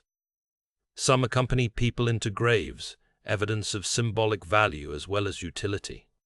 Cats controlled rodents and traveled with settlements. Their remains help trace mobility, although interpretations of breed and route must remain cautious. Ravens, wolves, boars, bears, serpents, and birds of prey occupied mythology and ornament. Elite warriors could adopt animal associations to claim ferocity or divine favor. Later descriptions of berserkers and wolf-coated fighters may preserve specialized warrior identities, literary amplification, or both. The popular picture of uncontrollable trance warriors exceeds what the evidence can establish. Falconry entered elite life through wider Eurasian connections. Hunting birds required expertise, time, and resources, making them suitable signs of rank. Hunting itself provided food less reliably than farming, but offered training, prestige, and control over landscapes reserved by powerful people. Whales could be hunted, found stranded, or claimed through coastal law. A beached whale delivered an enormous resource and could provoke disputes over ownership. Walrus supported Arctic trade through ivory and hide. Seals supplied food and material. Coastal communities understood animals not as symbols alone, but as sources requiring seasonal knowledge and dangerous labor. A crew created a temporary household with little privacy. Men ate, slept, worked, argued, and faced danger within the length of a hull. Rank did not remove the need for coordinated action. A wealthy passenger could not command the wind, and an experienced helmsman might hold more immediate authority than a noble during a storm. Watches divided time at sea. Someone observed weather, sail, water, and surrounding vessels while others rested. Oars demanded coordinated rhythm. Sail handling required people to respond quickly as winds strengthened or shifted. Seasickness, cold, salt sores, and wet clothing weakened travelers before they reached any enemy. Fresh water limited routes. Barrels occupied cargo space and could leak. Food preparation aboard a small vessel was constrained by fire risk and motion. Crews landed when possible to cook, repair, replenish, and sleep.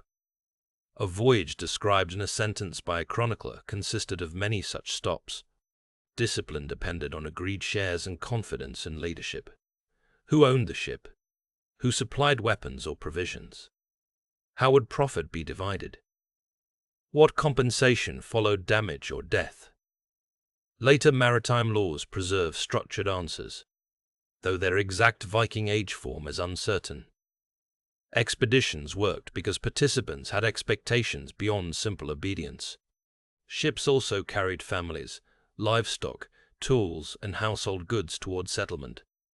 A migration voyage had different priorities from a raid. Children and animals reduced flexibility.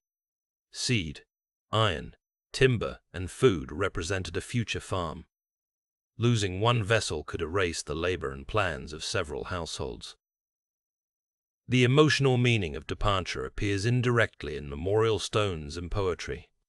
Some travelers returned wealthy, others vanished. Families waited without reliable news. A runestone could commemorate a person who died in Greece, England, or the East, fixing absence into the landscape at home. Maritime courage belonged as much to those accepting uncertainty as to those standing aboard. Much of what can be said about Viking activity comes from observers outside Scandinavia. Anglo-Saxon annals recorded attacks, armies, rulers, tribute, and disaster. Frankish annals followed fleets moving through royal territories. Irish annals noted raids, settlements, alliances, and deaths. Arabic geographers and travelers described northern merchants encountered along eastern routes. Byzantine writers placed Scandinavian soldiers within imperial politics. Each source had priorities. A monastery chronicler noticed the destruction of a church more readily than an uneventful market exchange. A royal annal organized events around kings. A traveler highlighted customs that seemed strange, Names were translated, misunderstood, or grouped under broad labels.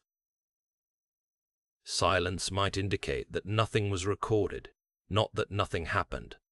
The account attributed to Ahmad ibn Fadlan includes a famous description of Rus merchants on the Volga and an elaborate funeral. It offers rare eyewitness detail about bodies, trade, ritual, and enslavement. The people he met were one group in one setting. His disgust and curiosity were shaped by his own religious and cultural expectations. The funeral cannot be applied to every Viking community, but neither should its disturbing observations be softened. Western clerics called Scandinavian attackers pagans or heathens because religious difference structured their understanding. These labels were accurate within Christian theology while also flattening variation. After conversion, a Scandinavian king could be praised as a Christian ally while attacking another Christian ruler. Religion changed the vocabulary of conflict more readily than it ended political violence. Scandinavian evidence has different limitations. Runestones name individuals and journeys. Runestones name individuals and journeys. Skaldic verse can preserve old references within praise. Archaeology documents settlement and material life without supplying spoken intentions. Later sagas provide narrative abundance at the cost of chronological distance. Good reconstruction depends on allowing these sources to disagree. Numbers require special caution. Chroniclers use large figures to convey danger or importance, and terms for ships or armies do not translate neatly into population totals. Archaeological estimates depend on occupied area, building use, and uncertain seasonality. A precise number may look authoritative while resting on several assumptions. Modern categories create another distortion. Dane, Norwegian, Swede, Rus, Norse, and Viking changed meaning across time and in different languages. An English writer might call a force Danish even when its members had several origins. A modern map projects national borders backward onto communities that organize belonging through kin, district, ruler, and route. Excavation reveals the Viking Age through deposits built by ordinary action. A floor accumulates ash, dropped beads, food fragments, broken tools, and tiny metal pieces. Post holes trace vanished walls. Soil chemistry can identify stools or workshops. In waterlogged ground, wood, leather, seeds, insects, and textiles survive that would disappear in dry soil. Context gives an object meaning. A comb found in a workshop among antler waste tells a different story from the same comb placed in a grave. A coin within a dated layer helps establish chronology. Once removed without documentation, an artifact loses much of its historical value. Modern archaeology therefore records position, association, soil, and sequence rather than collecting only impressive objects. Human remains provide evidence about diet, mobility, disease, injury, age, and biological relationships. Isotopes in teeth can reflect the geology and water of childhood. Ancient DNA can reveal ancestry or kinship.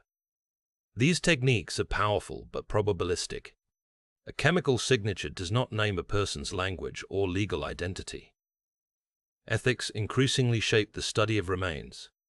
Excavation disturbs the dead. A museum display can separate bodies from communities and beliefs. Researchers weigh scientific questions against respect, conservation, and legal responsibilities. New sampling destroys a small amount of material, making careful research design essential. Metal detector finds have transformed knowledge in countries where reporting systems connect responsible discovery to professional recording. Scattered coins and fittings reveal market activity beyond major excavations. Unrecorded detecting and illicit sale do the opposite, stripping objects from context and encouraging damage to protected sites. Experimental archaeology tests possibilities by building houses, forging tools, weaving sails, cooking foods, and sailing reconstructed ships. A successful reconstruction demonstrates that a method can work. It does not prove that every original object was made or used exactly that way. Experiments are strongest when archaeological traces, historical knowledge, and practical results support one another. Ship reconstructions have clarified speed, handling, crew needs, and the physical realities of voyages. They show that replicas can cross open water while also exposing exhaustion and dependence on weather. Modern safety equipment and forecasts prevent a complete recreation of risk. The goal is informed experience, not theatrical time travel. Later literature gives the Viking Age memorable personalities: Ragnar Lodbrok, Logurtha, Ivar the Boneless, Eric the Red, Leif Erikson, and many others. Some connect to historical figures, others combine traditions or inhabit legend. The popularity of a story is not evidence that every detail occurred. Ragnar appears in later texts and may preserve memories associated with more than one 9th century leader. Attempts to build precise biography from conflicting traditions produce confidence the sources cannot support. His supposed sons have firmer connections to recorded campaigns in some cases, but family relationships and motives remain entangled with dynastic storytelling. Ivar the Boneless appears in traditions surrounding the Great Army and may relate to a powerful leader active in Britain and Ireland. The meaning of his nickname is uncertain. Modern medical diagnoses based on a medieval epithet are speculative. A striking name invited explanation even among later writers who no longer knew its origin. Logurtha is known from Saxo Grammaticus, writing centuries later. She belongs to a literary world of warrior women and heroic ancestry. The meaning heroic ancestry. Dismissing her as meaningless would also miss what the story reveals about medieval ideas of gender, power, and the marvelous past. Eric the Red and Leif Erikson stand closer to events supported by archaeology. Yet their saga narratives were still written later. Norse settlement in Greenland and presence at Lonsarbox Meadows are established independently. The texts help connect and interpret these movements, but exact speeches, sequences, and personal motives remain literary reconstructions.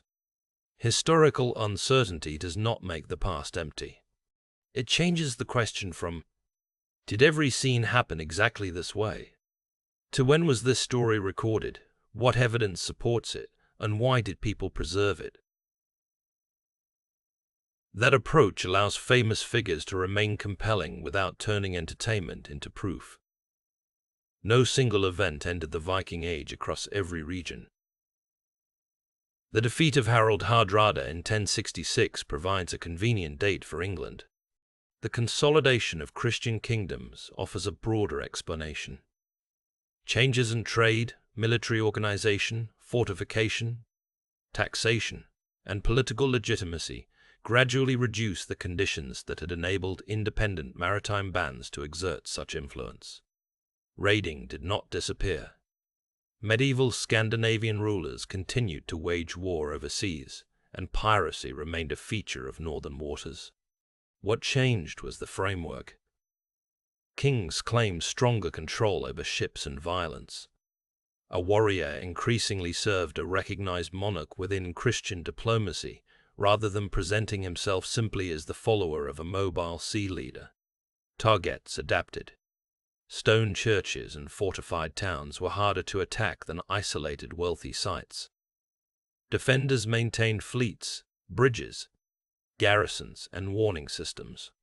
Tribute could finance stronger government as well as reward attackers. The advantage once held by speed and surprise narrowed as communities learned from repeated danger. Economic networks also shifted. The flow of Islamic silver through eastern routes declined. Coined economies expanded in Scandinavian kingdoms. Towns grew under royal and episcopal authority.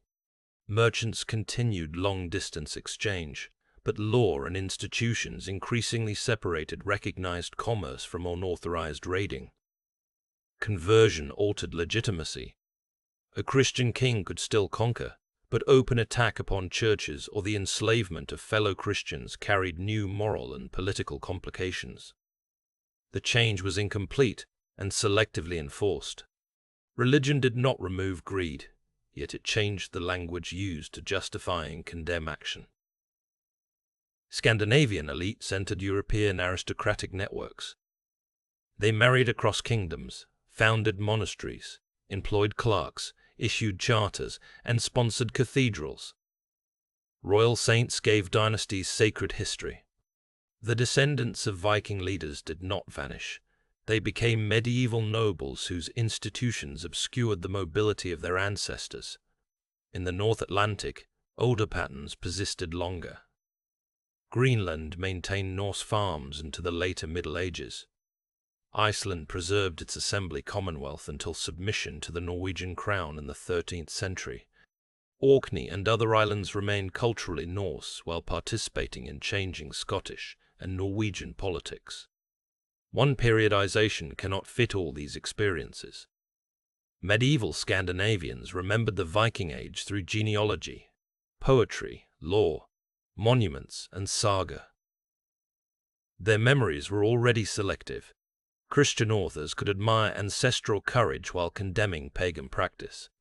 Families traced claims to famous settlers or kings. Old burial mounds remained in landscapes where new churches stood. Antiquarian interest grew in early modern Europe. Scholars collected runic inscriptions, manuscripts, and artifacts, sometimes preserving material that would otherwise be lost. They also forced evidence into biblical chronologies, patriotic stories, or speculative theories. The study of the past developed alongside the invention of national identities. 19th century nationalism transformed Vikings into ancestors of modern nations. Denmark, Norway, Sweden, and Iceland emphasized different heroes and roots. Romantic art placed muscular figures against dramatic seas. Operas and literature connected Old Norse myth to new political and aesthetic movements. The Viking became noble explorer, freedom-loving farmer, brutal pagan, or racial symbol according to the needs of the storyteller. The horned helmet belongs to this later visual world. Ancient Mediterranean and Bronze Age imagery included horned ceremonial figures, while 19th century designers sought instantly recognizable costumes for legendary northern characters. Repetition made the image feel authentic. Archaeology did not.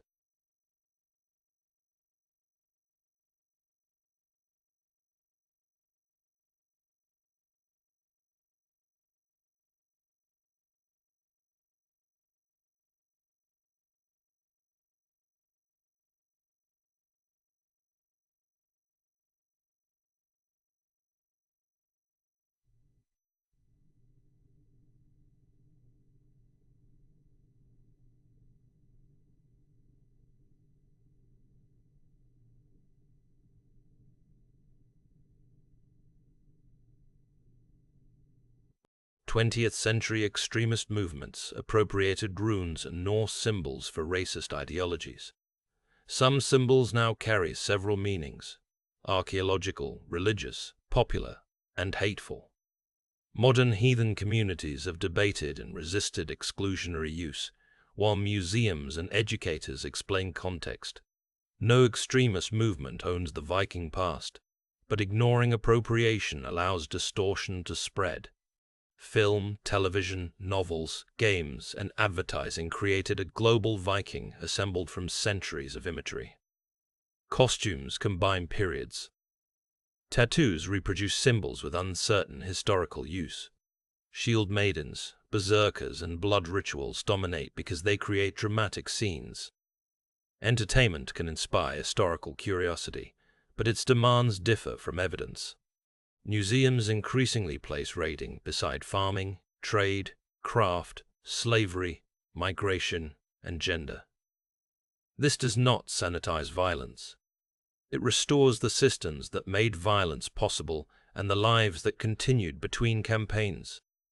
A ship displayed only as a weapon loses the farmers who provisioned it, the women who produced sailcloth, the captives carried within it, and the merchants who used related technology. The Viking Age is not equally distant from everyone. Place names, language, family traditions, archaeological sites, and local festivals connect modern communities to medieval landscapes. These connections can support preservation and education. They become misleading when ancestry is treated as pure, exclusive, or biologically identical across 1,000 years. Genetic studies reveal movement and mixture, but public discussion often simplifies their results. Modern national populations do not map neatly onto Viking categories. A person buried in Scandinavia might have ancestry from elsewhere, while Scandinavian ancestry spread through many regions. Genes do not transmit language, legal status, occupation, or belief as a complete cultural package. Reenactors test clothing, crafts, cooking, combat systems, and sailing while creating public experiences. The best groups distinguish documented reconstruction from informed choice. Every missing seam or uncertain color requires a decision. Transparency about uncertainty makes reconstruction more interesting rather than less convincing. Tourism supports sites and local economies, but can reward sensationalism. A Viking village may combine several centuries for convenience. Festivals may emphasize warriors because weapons draw crowds. Quiet demonstrations of weaving, food storage, law, or boat repair often provide a closer view of the labor that sustained historical communities. Looting threatens that knowledge. Viking objects command high prices, encouraging illegal digging and laundering through private markets. A brooch removed without location becomes decorative metal. Recorded carefully, it can identify settlement, workshop, or route. Protecting context protects stories that no written source can replace. Climate change now threatens coastal and frozen sites. Erosion exposes deposits faster than archaeologists can record them. Thaw and changing moisture destroy organic material once preserved for centuries.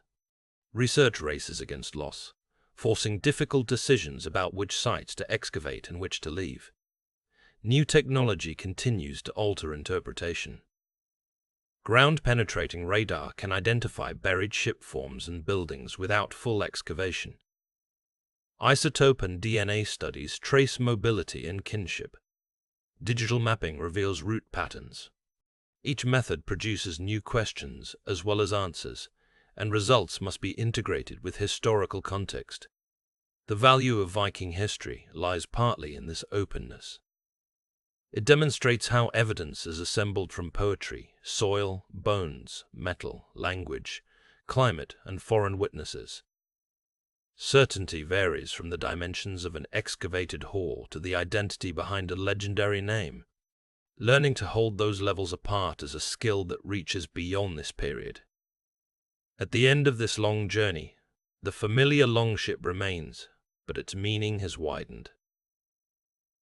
It is timber selected in forests, iron worked by smiths, wool spun and woven, food stored by farms, knowledge carried by sailors, wealth demanded by leaders, and risk shared by households. It can transport a raiding party, a merchant's cargo, an emigrating family, a diplomatic mission, or a royal army. The Viking Age joined creativity with exploitation. Its travelers connected distant markets and also trafficked captives. Settlers built farms and displaced or confronted others. Craftspeople produced beauty within unequal societies. Conversion created new institutions while rulers continued to use force. A truthful account does not choose one moral image and discard the rest. Most people were never famous. They repaired fences, watched weather, ground grain, soothed children, buried relatives, worried about animals, and listened for news from ships. Their labor survives indirectly in worn tools, seeds, loom weights, animal bones, patched buildings, and landscapes changed by grazing. These remains give scale to the names preserved in poems. The northern seas were highways, barriers, and sources of food. They separated families and brought strangers together. They rewarded knowledge without becoming safe. Every successful crossing remembered in a saga stood among voyages forgotten, because they were ordinary or because no one returned. Viking society was never frozen in heroic time. Across roughly 3 centuries, ships changed, markets expanded, towns rose, religions met, kingdoms consolidated, and identities blended. The person who sailed in the late 8th century inhabited a different political world from the Christian courtier of the 11th, even if both spoke related languages and valued inherited stories. What endured was an ability to organize movement across water, and to convert that movement into trade, settlement, warfare, reputation, and memory. The consequences reach from Newfoundland to the Volga and from Arctic hunting grounds to Constantinople. Yet the center of every network remained a series of human choices made under uncertain conditions. We can now leave the reconstructed shore without the horns, slogans, and simple categories added by later centuries. Behind them stands a more intricate history. Farmers and queens, enslaved captives and merchants, poets and shipwrights, children and law speakers, converts and ritual specialists, rulers and forgotten laborers. Their world was neither a golden age nor a continuous raid. It was a changing part of medieval history, connected to many other peoples and carried forward through evidence that still asks to be read with patience. Scandinavian activity in Britain did not stop at the borders of Anglo-Saxon kingdoms. Scotland, Wales, the Isle of Man, and the island chains of the north and west belonged to overlapping maritime worlds. Coasts faced one another across water, and political influence traveled along sea lanes more readily than through some mountainous interiors. The Isle of Man occupied a central position in the Irish Sea. Its carved stone crosses combine Christian imagery, inscriptions, and Scandinavian artistic forms. Burials, assembly traditions, and place names reveal settlement and political change. The island's later parliament preserves the Norse-derived name Tynwald, linking modern institutional memory to an assembly tradition without proving that every present procedure descends unchanged from the Viking Age. In Scotland, Scandinavian settlement was strongest in Orkney, Shetland, Caithness, and parts of the Hebrides. Gaelic and Norse speakers traded, fought, intermarried, and produced identities that later sources call Norse Gaelic. The boundary between communities shifted with marriage and allegiance. A ruler could bear a Norse name, govern Gaelic subjects, and participate in Irish sea politics. Wales experienced raids and political contacts but did not undergo settlement on the scale seen in the Danelaw. Welsh rulers sometimes allied with Scandinavian forces against English rivals or other Welsh kingdoms. Ports and captives entered the same maritime economy that connected Ireland.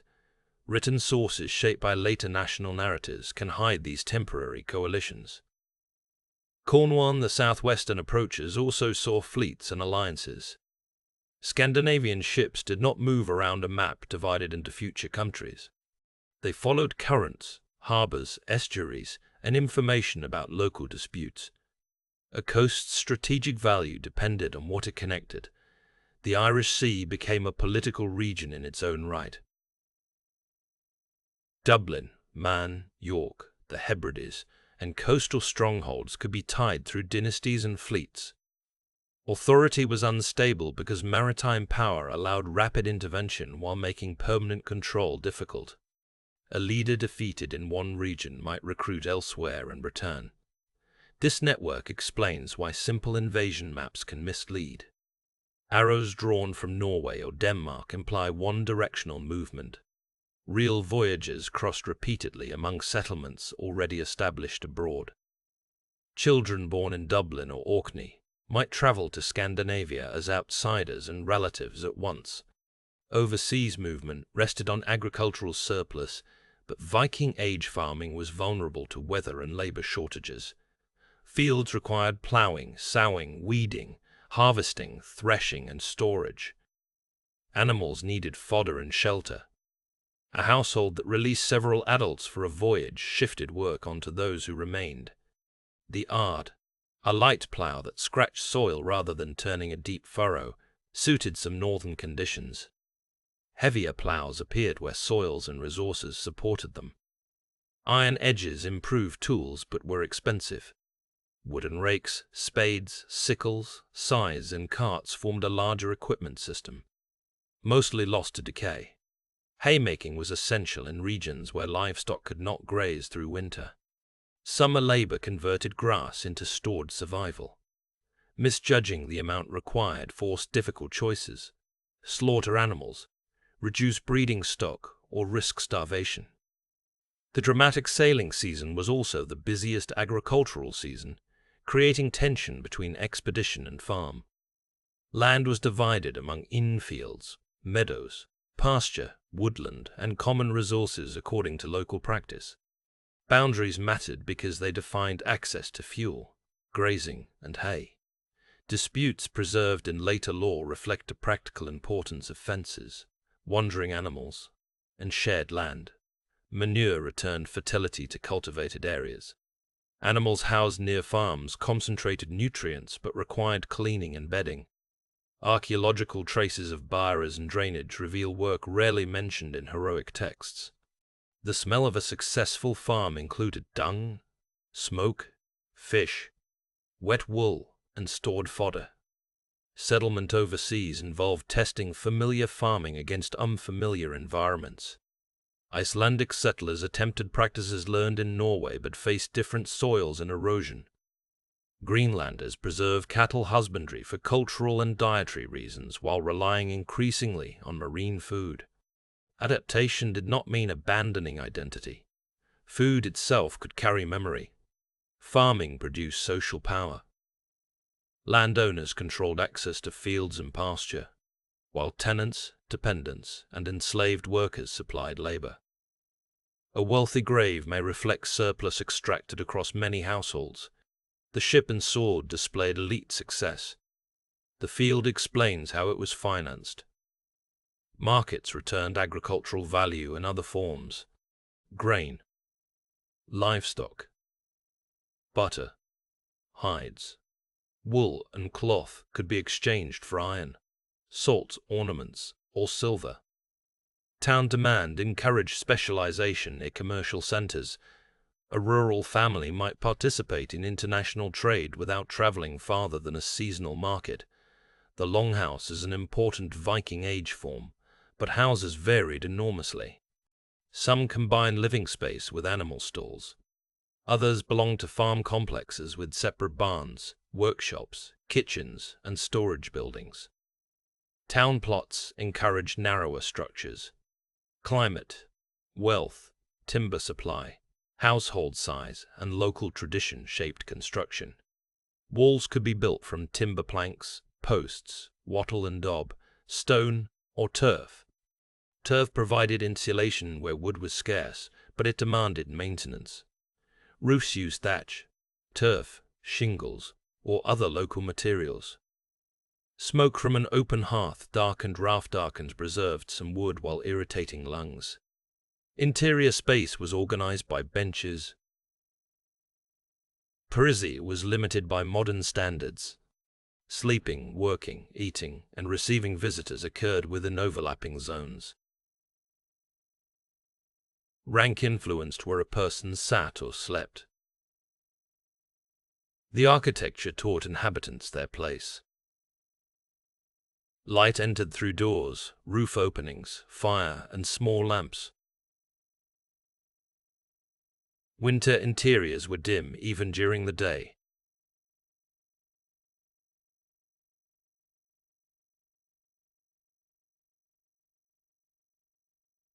Sleepy in their rooms by memory. Stories told beside a hearth were shaped by darkness and the audience's physical closeness. Household fires needed constant attention. Sparks threatened roofs and stored food, while extinguished embers meant difficult relighting. Fuel varied from wood to peat and dried materials. Collecting it consumed time and altered surrounding landscapes. Heat was never produced by a simple turn of the hand. Storage defended the household against season and theft. Chests held textiles and valuables. Raised buildings or protected containers kept grain away from damp and rodents. Pits and cool spaces preserved selected foods. Keys carried authority because access to stores meant control over survival and exchange. Archaeologists reconstruct houses from stains left by posts and walls. A neat floor plan conceals uncertainty about height, roofing, furniture, and use. Reconstruction buildings test how smoke moves or roofs carry snow, but several solutions may fit the same post holes.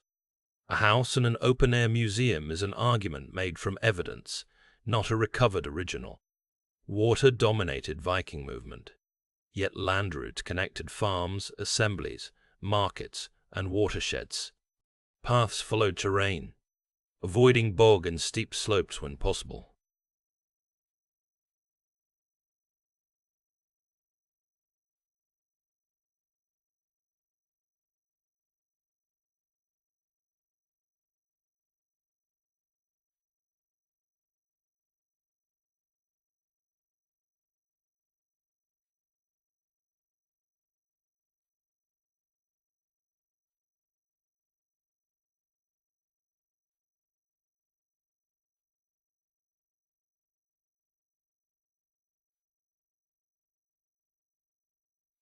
Several Christian runestones commemorate bridge building, linking practical infrastructure with prayer for the dead. The work benefited travelers and advertised the sponsor's resources. Portage joined river systems in the east. Crews unloaded cargo, dragged or carried boats, negotiated with local communities, and guarded against attack. The overland interval broke the apparent ease of river travel. A light hull became valuable not only at sea, but when water ended. Horses accelerated messages and elite travel. Carts moved heavy goods where roads allowed. Winter snow and frozen ground could make sledges efficient, changing the seasonal geography of transport. Conditions that closed one route opened another. Wayfinding on land relied on memory, landmarks, and hospitality. Travelers needed permission to cross or graze in some areas. Inns were limited, so households and political networks supplied shelter. The expectation of hospitality protected travelers while imposing costs on hosts. Control of a narrow passage produced revenue and power. Danvik, bridges, river mouths, and market gates concentrated movement where tolls or defense could be organized. Geography became political when rulers invested labor in controlling it. Medieval travelers spent much of their time waiting. A favorable wind might fail for days. Fog concealed landmarks. Ice closed a harbor. Heavy rain raised rivers and softened roads. No leader's reputation could order the weather to change, so crews repaired equipment, gathered information, traded locally, or consumed provisions intended for the voyage. Forecasting came from accumulated observation. Particular clouds, shifts in wind, animal behavior, and the shape of waves could warn experienced sailors. Such knowledge reduced danger without eliminating it. A storm might form beyond anything seen from shore. Confidence was useful only when paired with willingness to turn back. Season governed strategy. Summer daylight supported northern travel, while autumn storms increased risk. Armies sought winter quarters because remaining aboard ships in exposed waters was impossible. Merchants timed markets and departures around harvest, sea conditions, and political safety. The calendar of movement was ecological as well as social. Weather affected warfare ashore. Frozen rivers could become roads. Drought altered water access. Rain ruined bowstrings, softened ground, and exhausted marching forces. Chroniclers sometimes interpreted storms as divine judgment. Modern historians examine meteorology while respecting that historical actors understood the same event through different beliefs. Bad years exposed political weakness. A king who demanded provisions during scarcity could drive resistance. A leader unable to feed followers lost authority. Households balanced obligations against survival. The power displayed by a fleet, therefore, depended on many local calculations made before ships gathered. The sea preserved no promise of return. Memorial inscriptions naming men who died abroad expressed the finality behind seasonal departure. Some bodies came home, many did not. Families could perform commemoration without remains, raising stones or holding inheritance settlements that transformed uncertainty into accepted death. Children rarely speak directly in the sources, yet they were everywhere. Small footprints survive in building materials. Miniature objects may have served as toys, training tools, ritual items, or all three. Graves reveal affection and loss while raising ethical questions about how status was assigned to children too young to earn it. Infancy was dangerous. Infection. Complications of birth, malnutrition, and accident caused high mortality.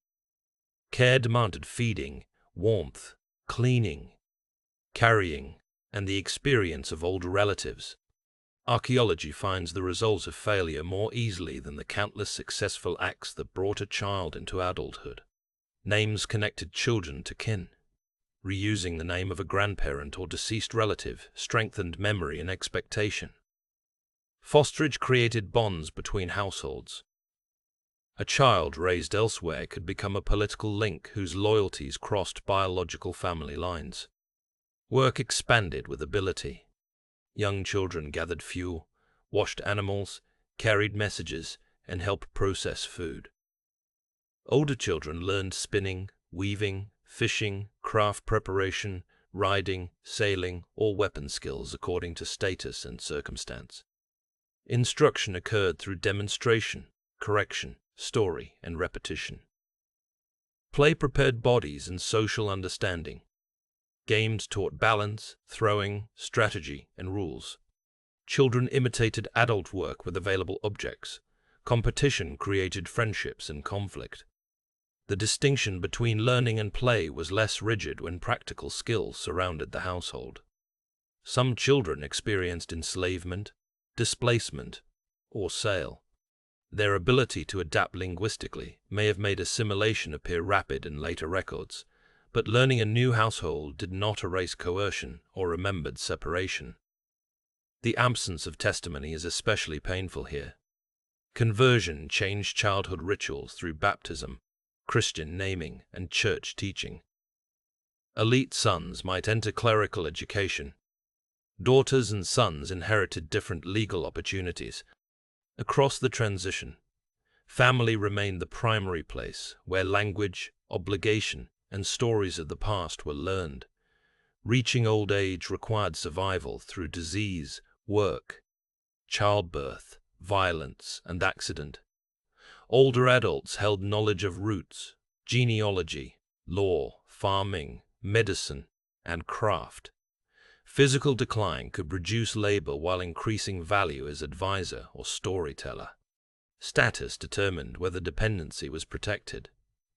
Skeletal remains show healed fractures, dental disease, joint degeneration, and long-term impairment. Healing indicates that an injured person survived beyond the event, sometimes only because others provided food and support. Communities capable of violence were also communities capable of sustained care. Missing teeth altered diet. Arthritis made rowing, grinding grain, or walking painful. Eye disease and hearing loss changed participation. People adapted tools, tasks, and household roles. Disability was neither a single social identity nor automatic exclusion. Experience depended on family, wealth, skill, and severity. Remedies used plants, animal products, heat. Some treatments had practical value. Others provided meaning, and many combined both. Modern categories separating medicine from religion do not always fit. Childbirth brought acute risk to women and infants. Knowledge passed among experienced women, though written documentation is limited. Amulets, prayers, herbs, positioning, and physical assistance may all have played roles. A successful birth was a household event with demographic and emotional consequences. Epidemics are difficult to identify from texts that describe illness vaguely. Dense towns and mobile networks created routes for infection. Parasites and chronic disease weakened people without producing dramatic annal entries. Bioarchaeology increasingly detects pathogens, but samples remain uneven. Burial treated the body while reorganizing the living community. Property changed hands. Roles were reassigned. Grief entered poetry and memorial. The variety of funerals reflects belief and status, yet every death required survivors to continue necessary work. Law sought to convert injury into an actionable claim.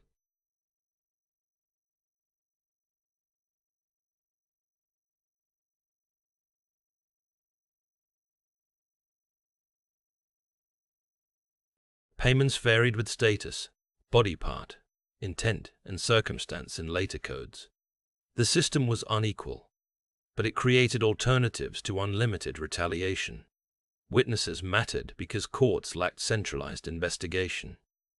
Reputation and oath supported credibility. Assemblies judged according to procedure, while families gathered supporters. A person isolated from kin faced disadvantage, regardless of the truth of a claim. Property disputes concerned land, animals, inheritance, boundaries, and debt. Violence often grew from material conflict rather than abstract love of honor. Theft threatened survival where resources were stored through winter.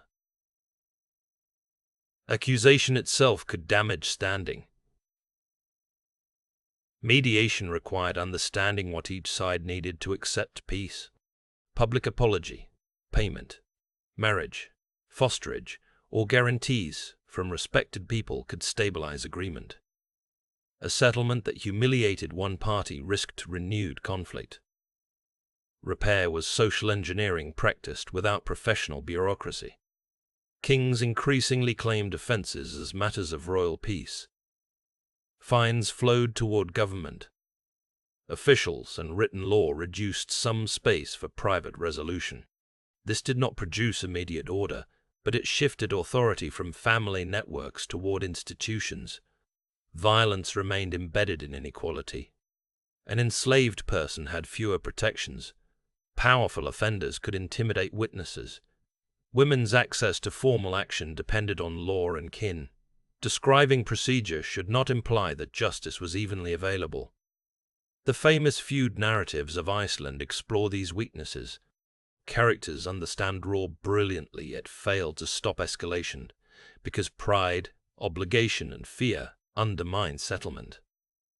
Their literary sophistication comes from recognizing that rules alone cannot create trust. Clearing away false claims sharpens the real achievements of the period. Vikings did not wear horned helmets in battle. They did not form one unified nation. They did not spend every day raiding. They did not possess a single unchanging warrior code called Bushido, or its northern equivalent. They did not discover an empty North America. They did not rely on a proven magical navigation crystal in every voyage. They did not drink exclusively from human skulls. These stories survive because they are memorable, not because evidence supports them. They were not uniquely dirty or uniquely clean. Grooming tools and washing customs counter hostile caricature, while crowded houses and limited sanitation prevent romantic reversal. Historical comparison requires specific places and practices, not rankings built from jokes. They were not racially uniform. Mobility, marriage, captivity, and trade connected Scandinavia to many populations. Identity was cultural, legal, familial, and political. Modern racial categories distort medieval difference. They were not uniquely violent within their age. But this does not excuse raiding and slavery.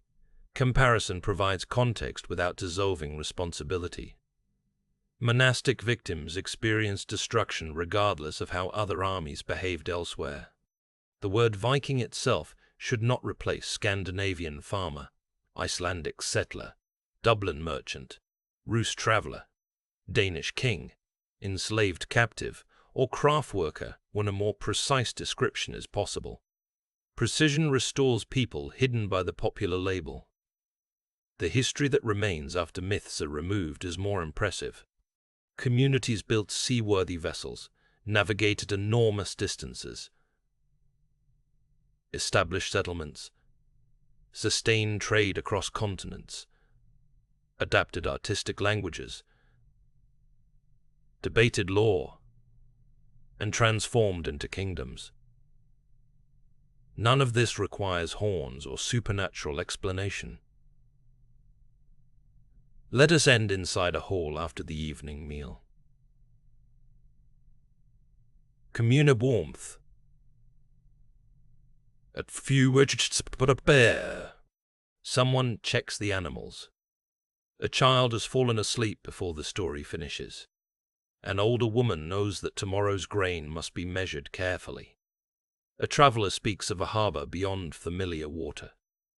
He remembers walls, foreign coins, and words he could not understand. Another listener doubts the size of the city he describes. Laughter moves through the room.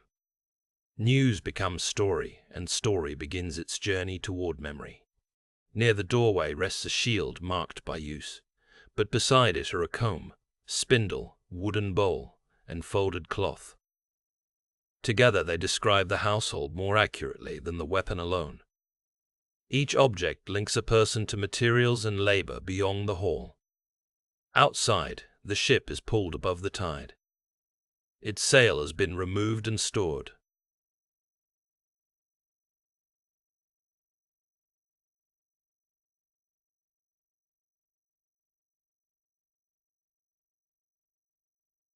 The vessel that carried people across a sea is temporarily only another possession requiring care.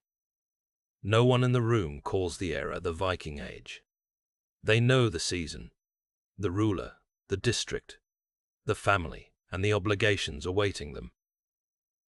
The historical period exists for us because we look backward and gather patterns they experienced one day at a time. Morning will divide them again. Some remain with fields and animals. Some walk toward a market. A messenger rides to an assembly.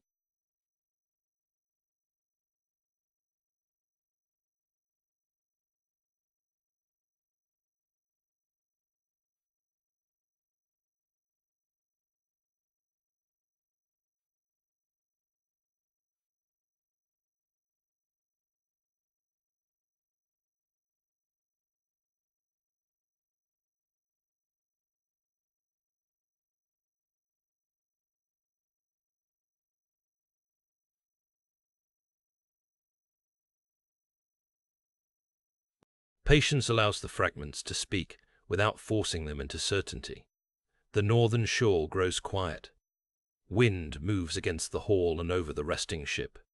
The history of the Vikings settles back into the wider medieval world where it belongs, not an isolated legend, but a human story of movement, work, conflict, adaptation, and memory. Beyond the last pool of firelight, fields, roads, workshops, graves, and harbors remain beneath the modern landscape. Each new discovery may correct a cherished image or restore an overlooked life. The most faithful way to remember this age is therefore not to freeze it inside a single heroic pose, but to keep listening as evidence changes the story. Raiders were present, and so were builders, healers, farmers, parents, sailors, captives, judges, traders, and believers.